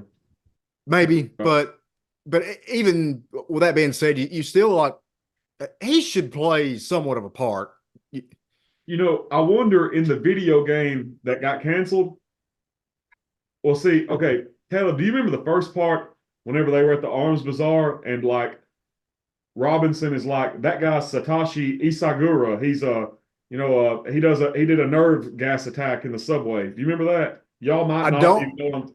I don't remember that line of dialogue, but I remember the level distinctly. So, but like, yeah, in the game, that guy is in the game, right? Remember? Yes. Okay. Yes. So yeah. I wonder if, like, in the game that got canceled, the mission continues where it was going to take place after the movie Tomorrow Never Dies. Yeah, I guarantee you that it was just like basically a footnote to this movie. Like, yeah, I'm pretty sure that was its original intention to sort of like tie up all the loose ends from the movie. I wonder if like General Chang was going to be a bad guy in the game. Oh yeah, like, I'm sure. But I'm sorry, I went off on a tangent with that. I just wanted to see what y'all thought. Anyway, no, yeah, that never gets talked about, that game. Yeah. So it's cool that even you brought it up. So I will say this part, I like this part, but like it really makes me cringe whenever they're like showing the tools and they're talking about the chakra torture. Guys, I would much rather just die than be tortured with those tools that dude had. Like, oh, yeah. Like, I would rather just like, I would rather the meat grinder or the cocaine grinder from License to Kill get me before I let Stamper operate on me with that stuff. Just like, yeah, that's gonna be so much quicker. Yes. I had something I wanted to bring up, if that's cool. Go ahead. I'm not trying to diverge too long because I know we're on a timeline, but this movie is 97, right? Yes. So do you think while they were writing this movie, do you think there were any ideas left on the table about Hong Kong, like reverting back to back to China from England? So I'm glad you asked that, Colton, because one of the original plans for this movie, one of the original script ideas for this movie was going to be about that. And that got shot down. So that dude actually went and made his own story based on his idea for this Bond movie. And you can buy that book. I actually have a copy of it at one of my offices. It's called, hold up one second. I'll figure out what that is really neat. What? That is really neat. That's very interesting. But keep on going, guys. Let me figure this out. And is it 0 - 10, John? No, that's a Bond book. Okay, so I was making sure the book you weren't talking about wasn't the same. I didn't know if that like it inspired Raymond Benson or what. I don't know. I don't know about that. Well, I didn't know how long after this he wrote the book. I know the book was set in 97. I didn't know when the book was written though. Yeah. So we can go back to the regular stuff while John's doing that, Caleb, if you want to keep going. It's Forever and a Death is the name of the book. And it's by Donald E. Westlake. Okay. And I do have a copy of it. If you can see it, this is the cover of it. It's very Bondian cover. Yeah, it looks just like a Bond book. It really looks like an old kind of pulpy Bond, like a Bond style novel from like the 1950s or 60s. But yes, if you are interested in knowing one of the original plot lines for Tomorrow Never Dies, you could read that book. It is rather thick. You could, at least my copy is. You could read it and see about it. Well, I think I might give it a read because it's an interesting subject. Yeah, it is most definitely. And just saying this, 0 - 10 and I know this is not Tomorrow Never Dies, but 0-10 is a great book. Did you enjoy it, Caleb? I mean, Colton, when you read it? Oh yeah, it's really good. I really enjoyed that one. Yes, and that is Raymond Benson's like first book, period. Like not his first Bond book, literally his first book. Wow. Well, he killed it because that book Yes, is phenomenal. it is an awesome book. Most I'll have definitely. to add that to my list of potential reads because I hear you guys mention that a lot. Yeah, 0-10 is great, man. That's Raymond Benson's first Bond book. He did a short story before he released his first Bond novel, but yes, this is his first novel that he did. Cool. Since we're on the subject of books, real quick, Jonathan, you've already mentioned that you've read the novelization. So is the Chinese General touched on a little more in that book, or do you remember? I think he's touched on a little bit more, but I mean, not. I don't know. That's what I was trying to think. I can't remember fully, Caleb, on that. I need to read the book over again, man. Okay. But I Well, do remember there was scenes like there's a whole little piece about Wei Lin doing her own basically her own espionage work in trying to figure out about General Chang and what's going on. yeah. Well, Of even course, it's even all that go ahead. What? even that is better than what we get Yeah. in like just seeing her dig into that part of the plot, really. Um, but I think this scene is where we get that mention that I was talking about earlier of Stamper saying how he's been sort of dabbling in torture with Dr. Kaufman, and Bond says, "Odd mentor." I It's have like to yes, yeah, that was and yeah, I have to agree with Bond there. It's a little yeah, odd role model. yeah, maybe that's what he says, but Yeah, yeah, man, like Stamper. Man, Stamper, he's of course, Stamper goes back to those old, kind of like old style Bond henchmen like Red Grant Red Grant, dude. It's or Red Grant, yeah, except modernized. or like Necros from The Living Daylights, or Yeah. um, I know this is not a big time character, but in You Only Live Twice, the guy that was like Blofeld's bodyguard, Hans, he was a big blonde dude like Stamper is. So Yeah. um, they all I kind of just definitely come from the same. Go ahead, what? I definitely got Necros vibes, just not as cool as Necros for Yeah, sure. but so I go ahead. go ahead. I got Red Grant vibes, even though like I'm not saying that he's just as good as Red Grant. Stamper is a cartoon. Yeah, Like Yeah. which that's fine.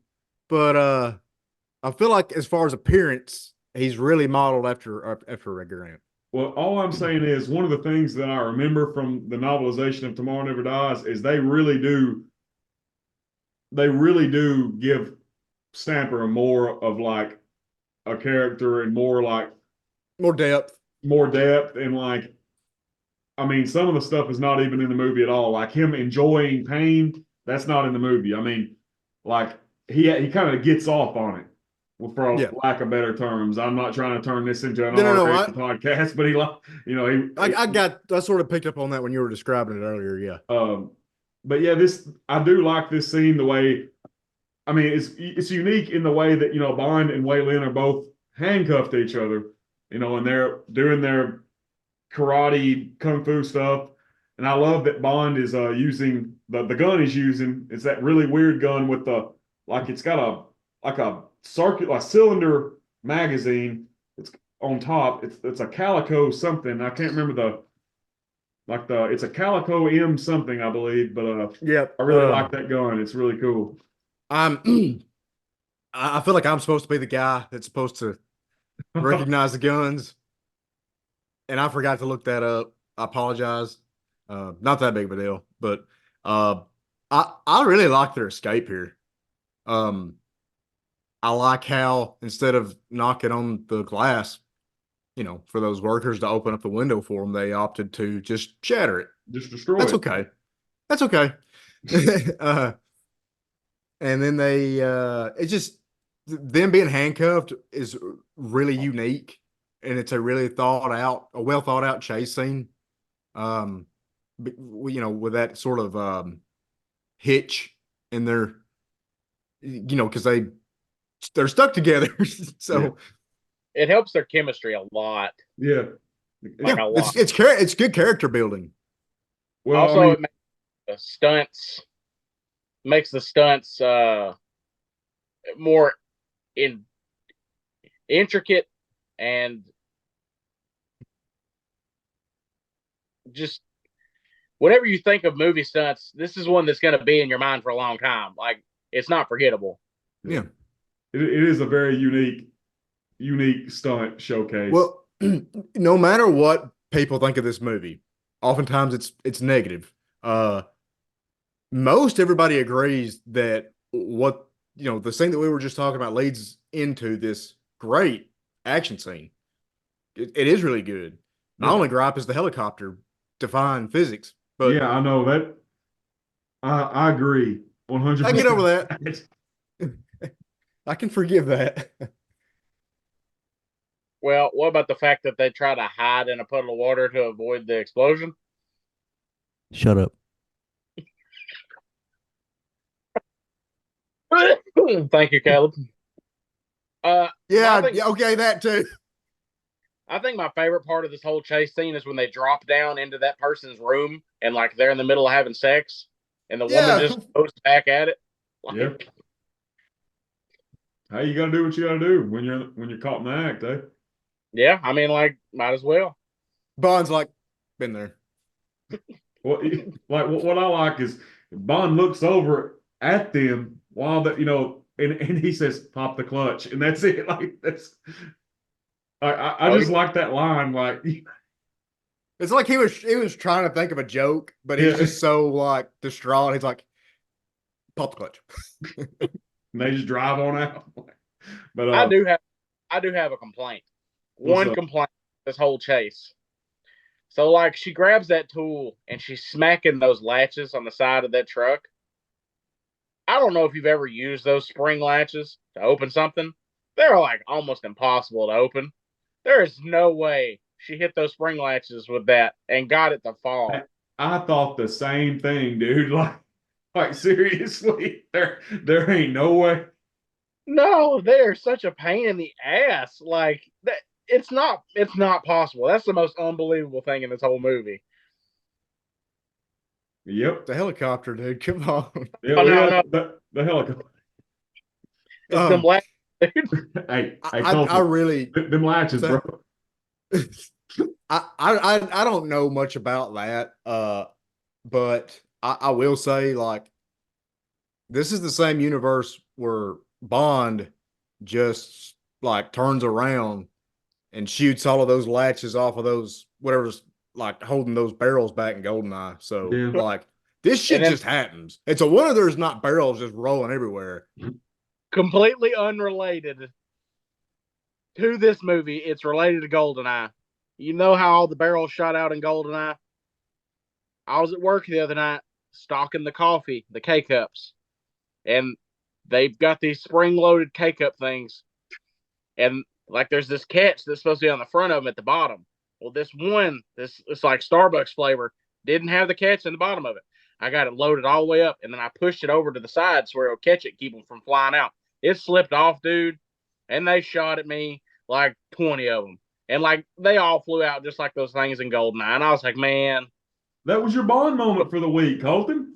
Hey! Thank you, John. Hey, what really would have made it a Bond moment is if you saw that happen and then you take your AirPods, earbuds, whatever, you take those out and you turn around. There's a guy with an AK-47 that's like just like has been shooting at him the whole time. You're like, oh shit, we're getting robbed. Like,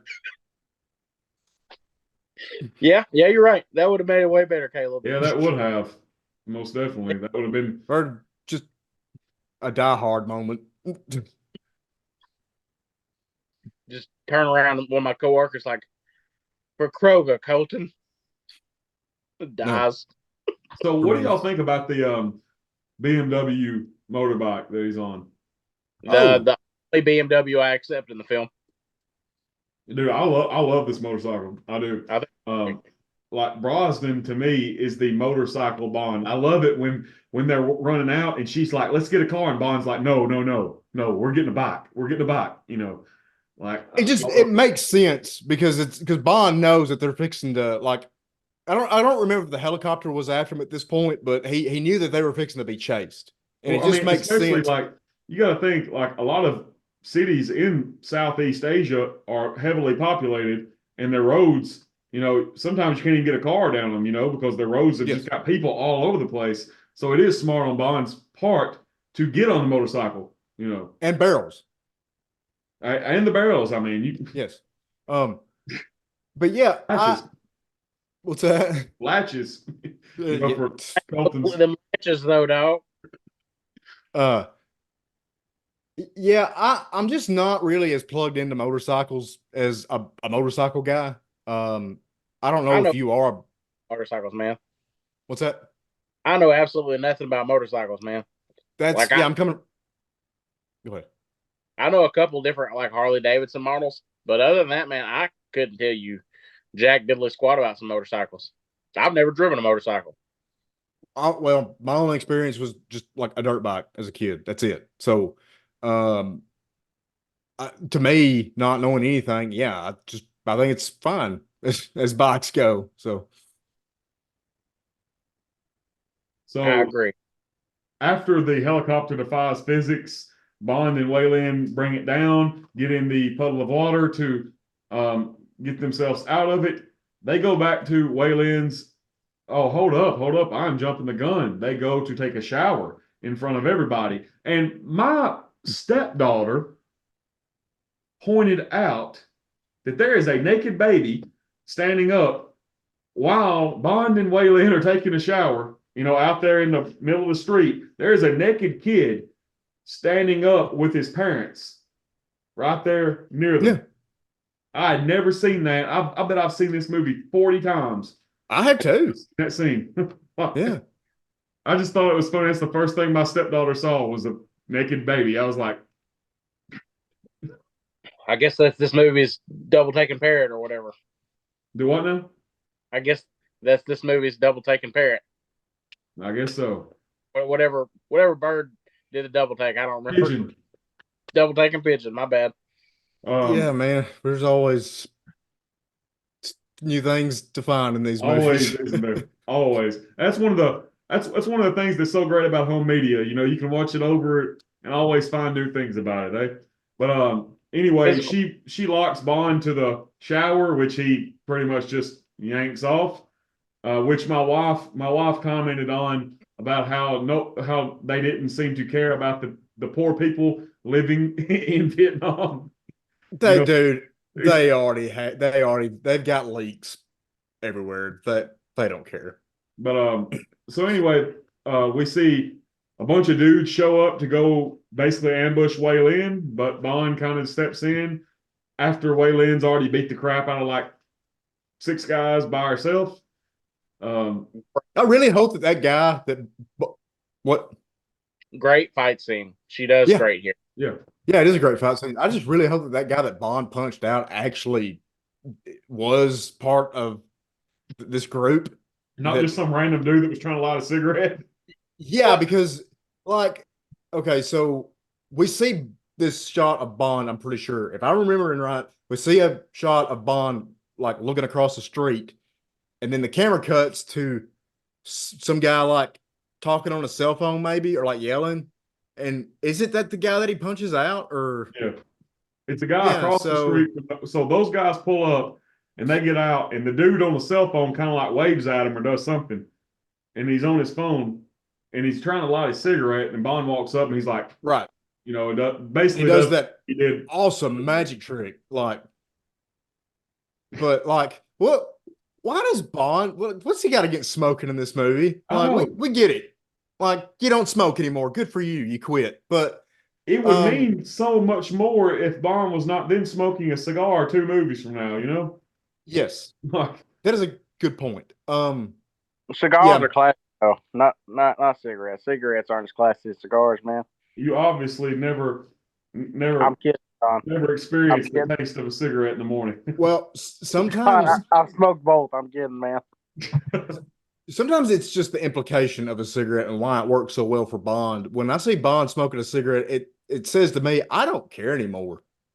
Like, this is not going to take me out. That's kind of what I get. Colton, thoughts about Bond's cigarette habit? The cigarette habit thing, it's really fine. I understand, like, from a money standpoint, what the movie production company can't do it, but I don't know. The whole thing's kind of like they should just pay like $1 million and let him smoke in every movie. Colton Flat, I want to ask you something. Sure. You remember whenever you used to smoke cigars? Those little cigarette cigars you used to smoke? Yeah. You ever do I've that been- anymore? No, not in a long time, John. It's been a Man, long time. I thought about that the other night. I was talking to Michelle and I was like, man, Colton used to smoke these like Hold up, John. Hold that thought. okay. Okay, I want to say this real quick. So it's almost like when they were writing. What is it? Man, This you've is had a that lie. for a minute, ain't you? Yeah, Kerr Davis gave me this lighter. What does it say? Bic. Flick my Bic. I've had one of. Yeah, I like those. I've had one of those. But it's old blue jean.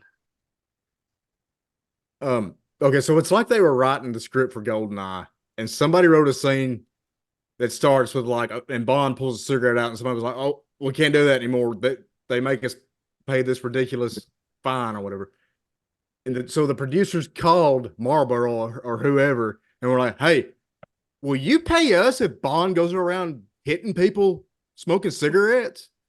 Because that's what sort of happens in this movie a lot. So they don't actually smoke the cigarettes though. They just have it in their mouth, right? Right, which is why Marlboro would be influenced to pay them.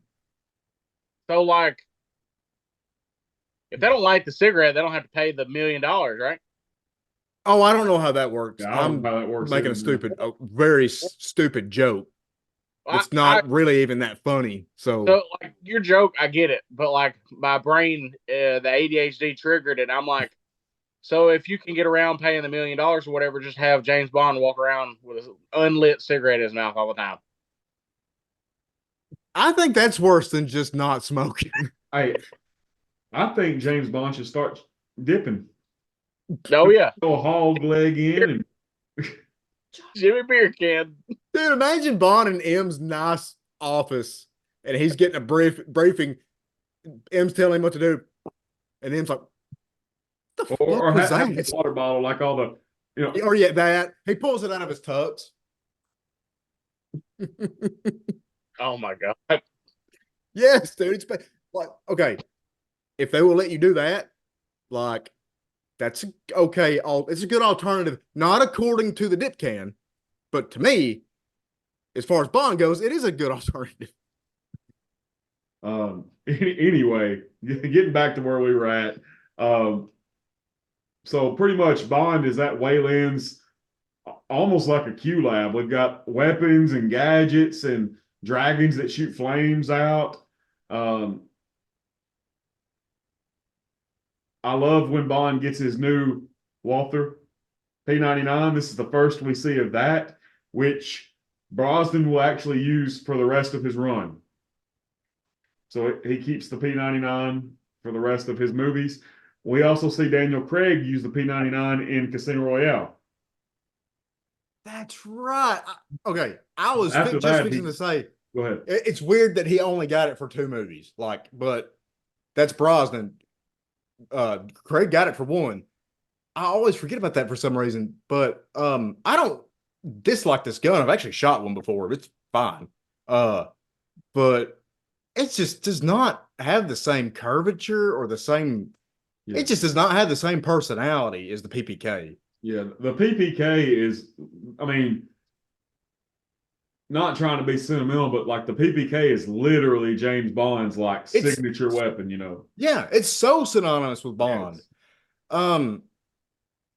I don't think that was a good idea, and I'm very glad that the producers actually went back to the PPK because man, that's just such an iconic thing to change on a whim. Yeah, they did change it on a whim, didn't they? Like if he had just used it for the rest of the movie, sure. And then Wayland's like, hey, that belongs to my government. I have to have it back. That's fine. But I don't think they should have just went with that. Yeah.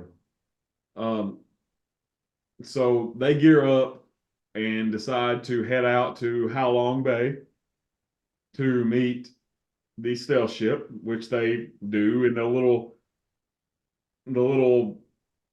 Dingy? dinghy. Is that what it is? A dinghy? I'm pretty sure. Yeah. If not, it's close enough. Yeah. It gave me Scaramanga's barge vibes. I know it's smaller, but Well, this is the same location, I'm pretty sure. Yeah, it really looks like it, doesn't it? yeah. It's gotta be, man. It's got to. We need to Yeah. look that up sometime and see about that. So they get out there and Bond infiltrates the stealth ship, and well, Bond and Wei Lin do both. And so, what do y'all think about the whole stealth ship sequence with Bond and Wei Lin? Man. So, like, I don't know who did the set design for this movie. I'm sure Caleb looked it up. Peter Lamont, I think.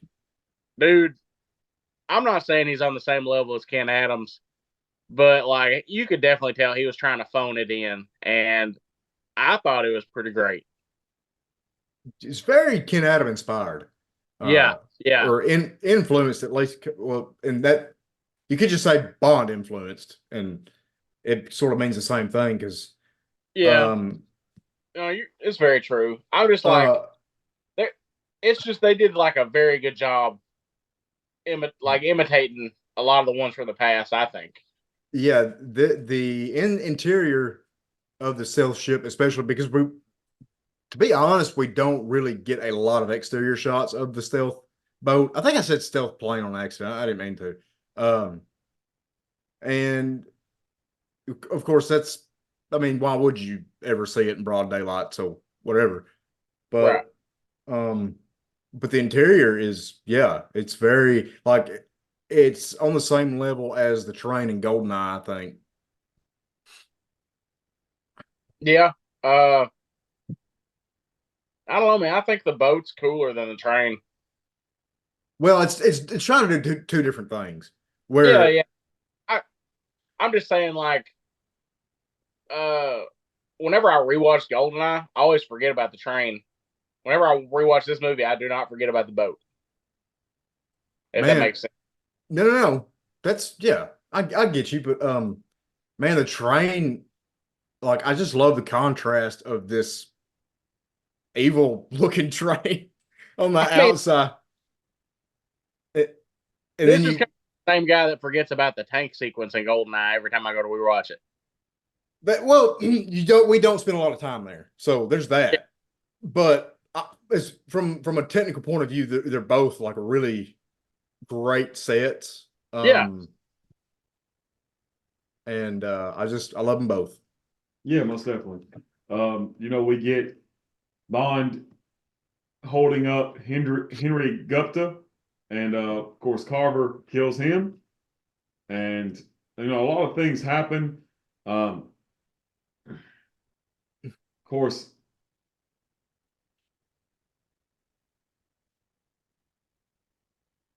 I'm just admiring the way Colton's camera was moving. Anyway, so to be close to me, I was really far away. I'm sorry, guys. I haven't said anything, but like I'm freezing in my house, so like I'm covered up with like a blanket and everything. Oh, I can tell you're covered up. Yeah, I'm pretty sure. Pretty sure I'm running a fever, so I'm nice and warm. Well. So actually, no, I would be cold, right? So maybe my fever broke. I don't know. I'm sick, is what I'm. What do you think about the way Carver's dealt with? What'd you say, Caleb? I was asking the way Carver, the main villain, is dealt with. Yes. Okay. I feel like he knew the drill. Sometimes you got to give the people what they want. What, Caleb? Say what you want. That want, was so stupid. Dude, I love your puns. I love they're 10 out of 10. I know they don't always hit, but sometimes no, they do, and that's what. Like if they didn't hit, I wouldn't roll my eyes. Like good corny dad joke pun is like somebody's got to roll their eyes or it didn't land. Well, thank you, Caleb. I said something earlier about how this movie really paints Bond as an action hero, and we get to see Bond like dual wield an MP5 and the Walther. Yeah. I think that is awesome. I love that. I've heard people complain about that. I like it. Get off your high horse. This is not an art house film. I'm here to see Bond kick ass, and I'm not sorry about that. So It's definitely not. Bond can dual wield RPGs for all I care. So That would be amazing. What? I said that would be amazing. I don't know. Okay, that might be a little over the top. It has to be classic Bond. What's that? I said it has to be classic Bond though, not Craig Bond. Well, Craig would just like write about it in his diary or something. I don't know. But let me wrap up my thought. And I'll shut up. So my only gripe about how Bond handles weapons here is him holding the MP5 with a pistol grip. Like, come on, man. Like, it's got I get that earlier you were dual wielding. Like, we get it. You can hold it like a pistol, but it's got a forward grip for a reason. So maybe use it. And also, when they're in the boat, Bond is like checking out his sights on his P99. Dude has no trigger discipline. Okay. Like, manners, dude. You're right. Very good points, Caleb. Trigger discipline's important. Important. I don't know why I said like important. See, I do think Elliot Carver's death is one of the most brutal ones. Like, I mean, just getting eat up by that drill had to be pretty painful. But of course, that's not the only loose end that we have to tie up, as we have to take care of Stamper as well. And he basically wants to just him and Bond to die together, but Bond's not for that. So he takes the knife that he stabbed into him, use this to cut himself out. Go ahead, Caleb. dude, real quick, I just want to say I love that. Yeah. Yep. And then he that fire that gets on Stamper's foot, like the flames from the Ouch. yeah, pretty wild.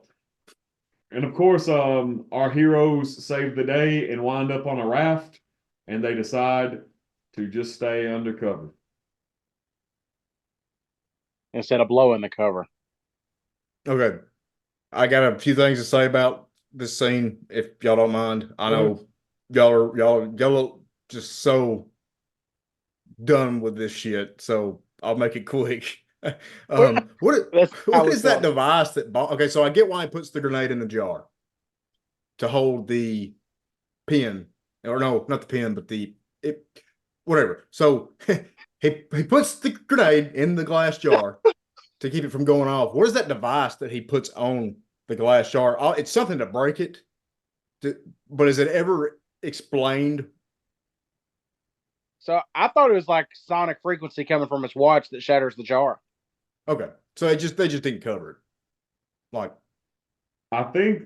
Okay, so like Wayland had a watch that Bond got, right?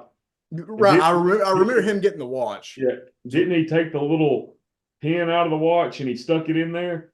And whenever he hit the button, that shattered the glass. That thing shattered the glass, and that allowed the grenade to go off. Okay. I think that's what happened, if I remember correctly, but I have to watch it again. I'm almost what I said. That makes way more sense than my idea. Yeah, I'm almost certain that's what it was. But I love this whole sequence. Yes, I love it. Like, it's really, really good. Like when Bond's got Gupta as a hostage, and he just kills him.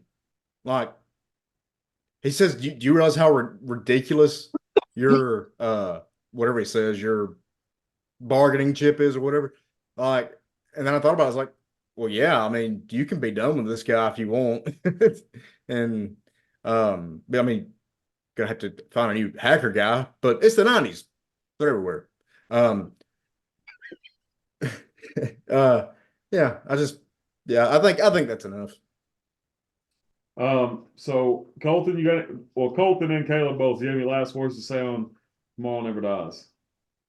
Man, I'm just surprised at how much I still enjoy this film. Like, I mean, sure, there's small issues, but like overall, man, like this movie, GoldenEye, it feels like the same Bond. Like I have no like disbelief other than like a few minor things. Like nothing really takes me out of it. I'm down. I wish they would have all really kept the tone of these first two.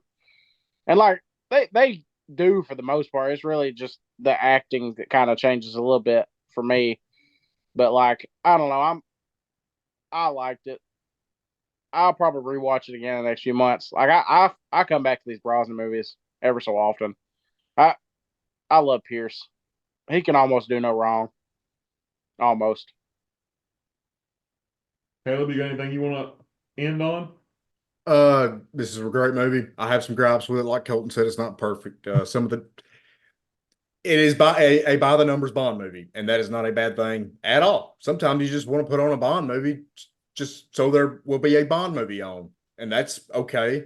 But and that is almost a negative thing, I guess, or it could be viewed that way. And I think I would say this movie is a little more than that. Like, is the dialogue stupid sometimes? Yeah, but oh, but overall, I mean, it's just a really enjoyable movie. And if that's what you want, that's the thing, man. The Bond series is like Baskin Robbins. There are so many flavors, and this is just one of them. So, Yes. Um, That's a very good way to put that, Caleb. I really like your. just don't give it a lot of thought. Yeah, the use of Baskin Robbins is perfect. I don't know. Maybe. No, it really is. Thank you, Caleb. but yeah, I love this movie.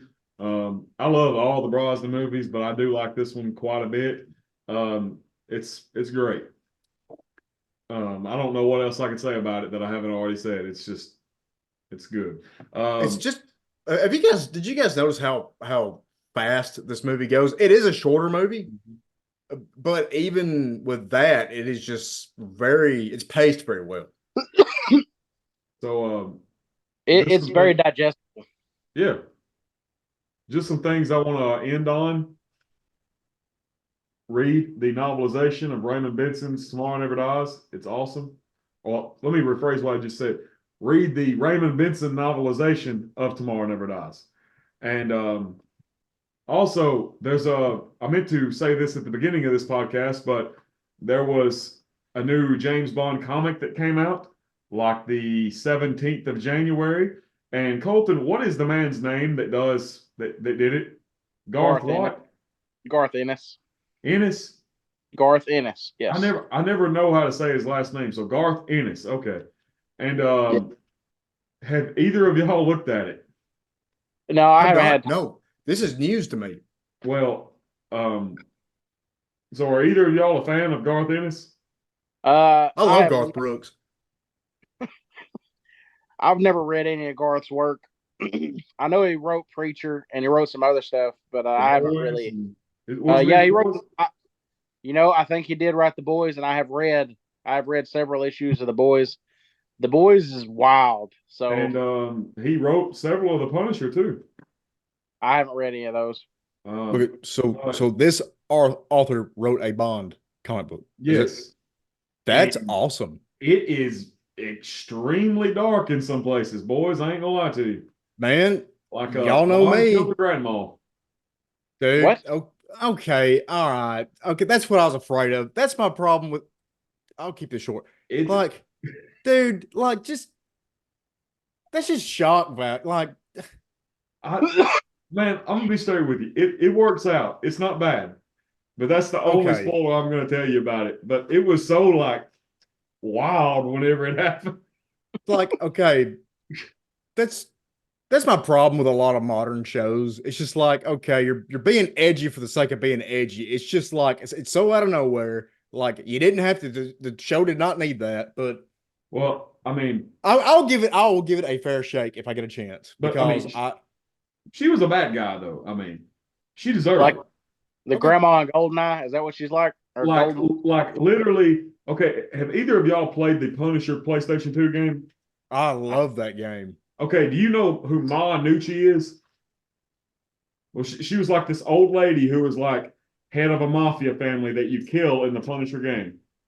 Okay. Well, this woman You that Bond are kills is very much like that in that same vein, yeah. kind of. Yeah. But Okay. that's all Okay. I'm gonna say about it.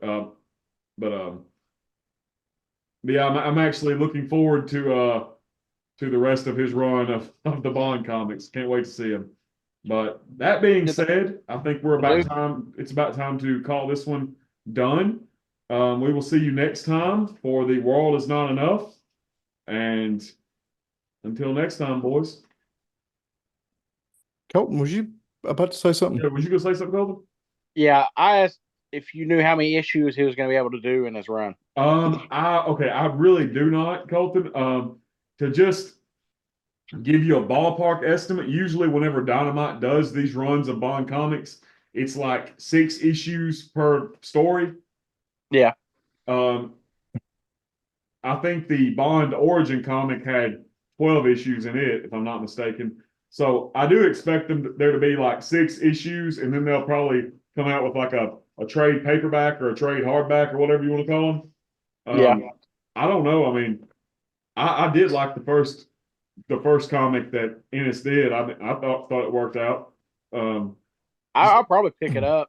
I mean, you should. I mean, I did like because it's not on readcomics.com or whatever that site is. Okay. Dang. That sort of answers my question. I was going to ask if you could get a digital version. Look, obviously this is something that you want a physical version of, which I would eventually get, but just like I really want to check that out. So Yeah, it's got a digital version. It's on Amazon. You can buy it right now.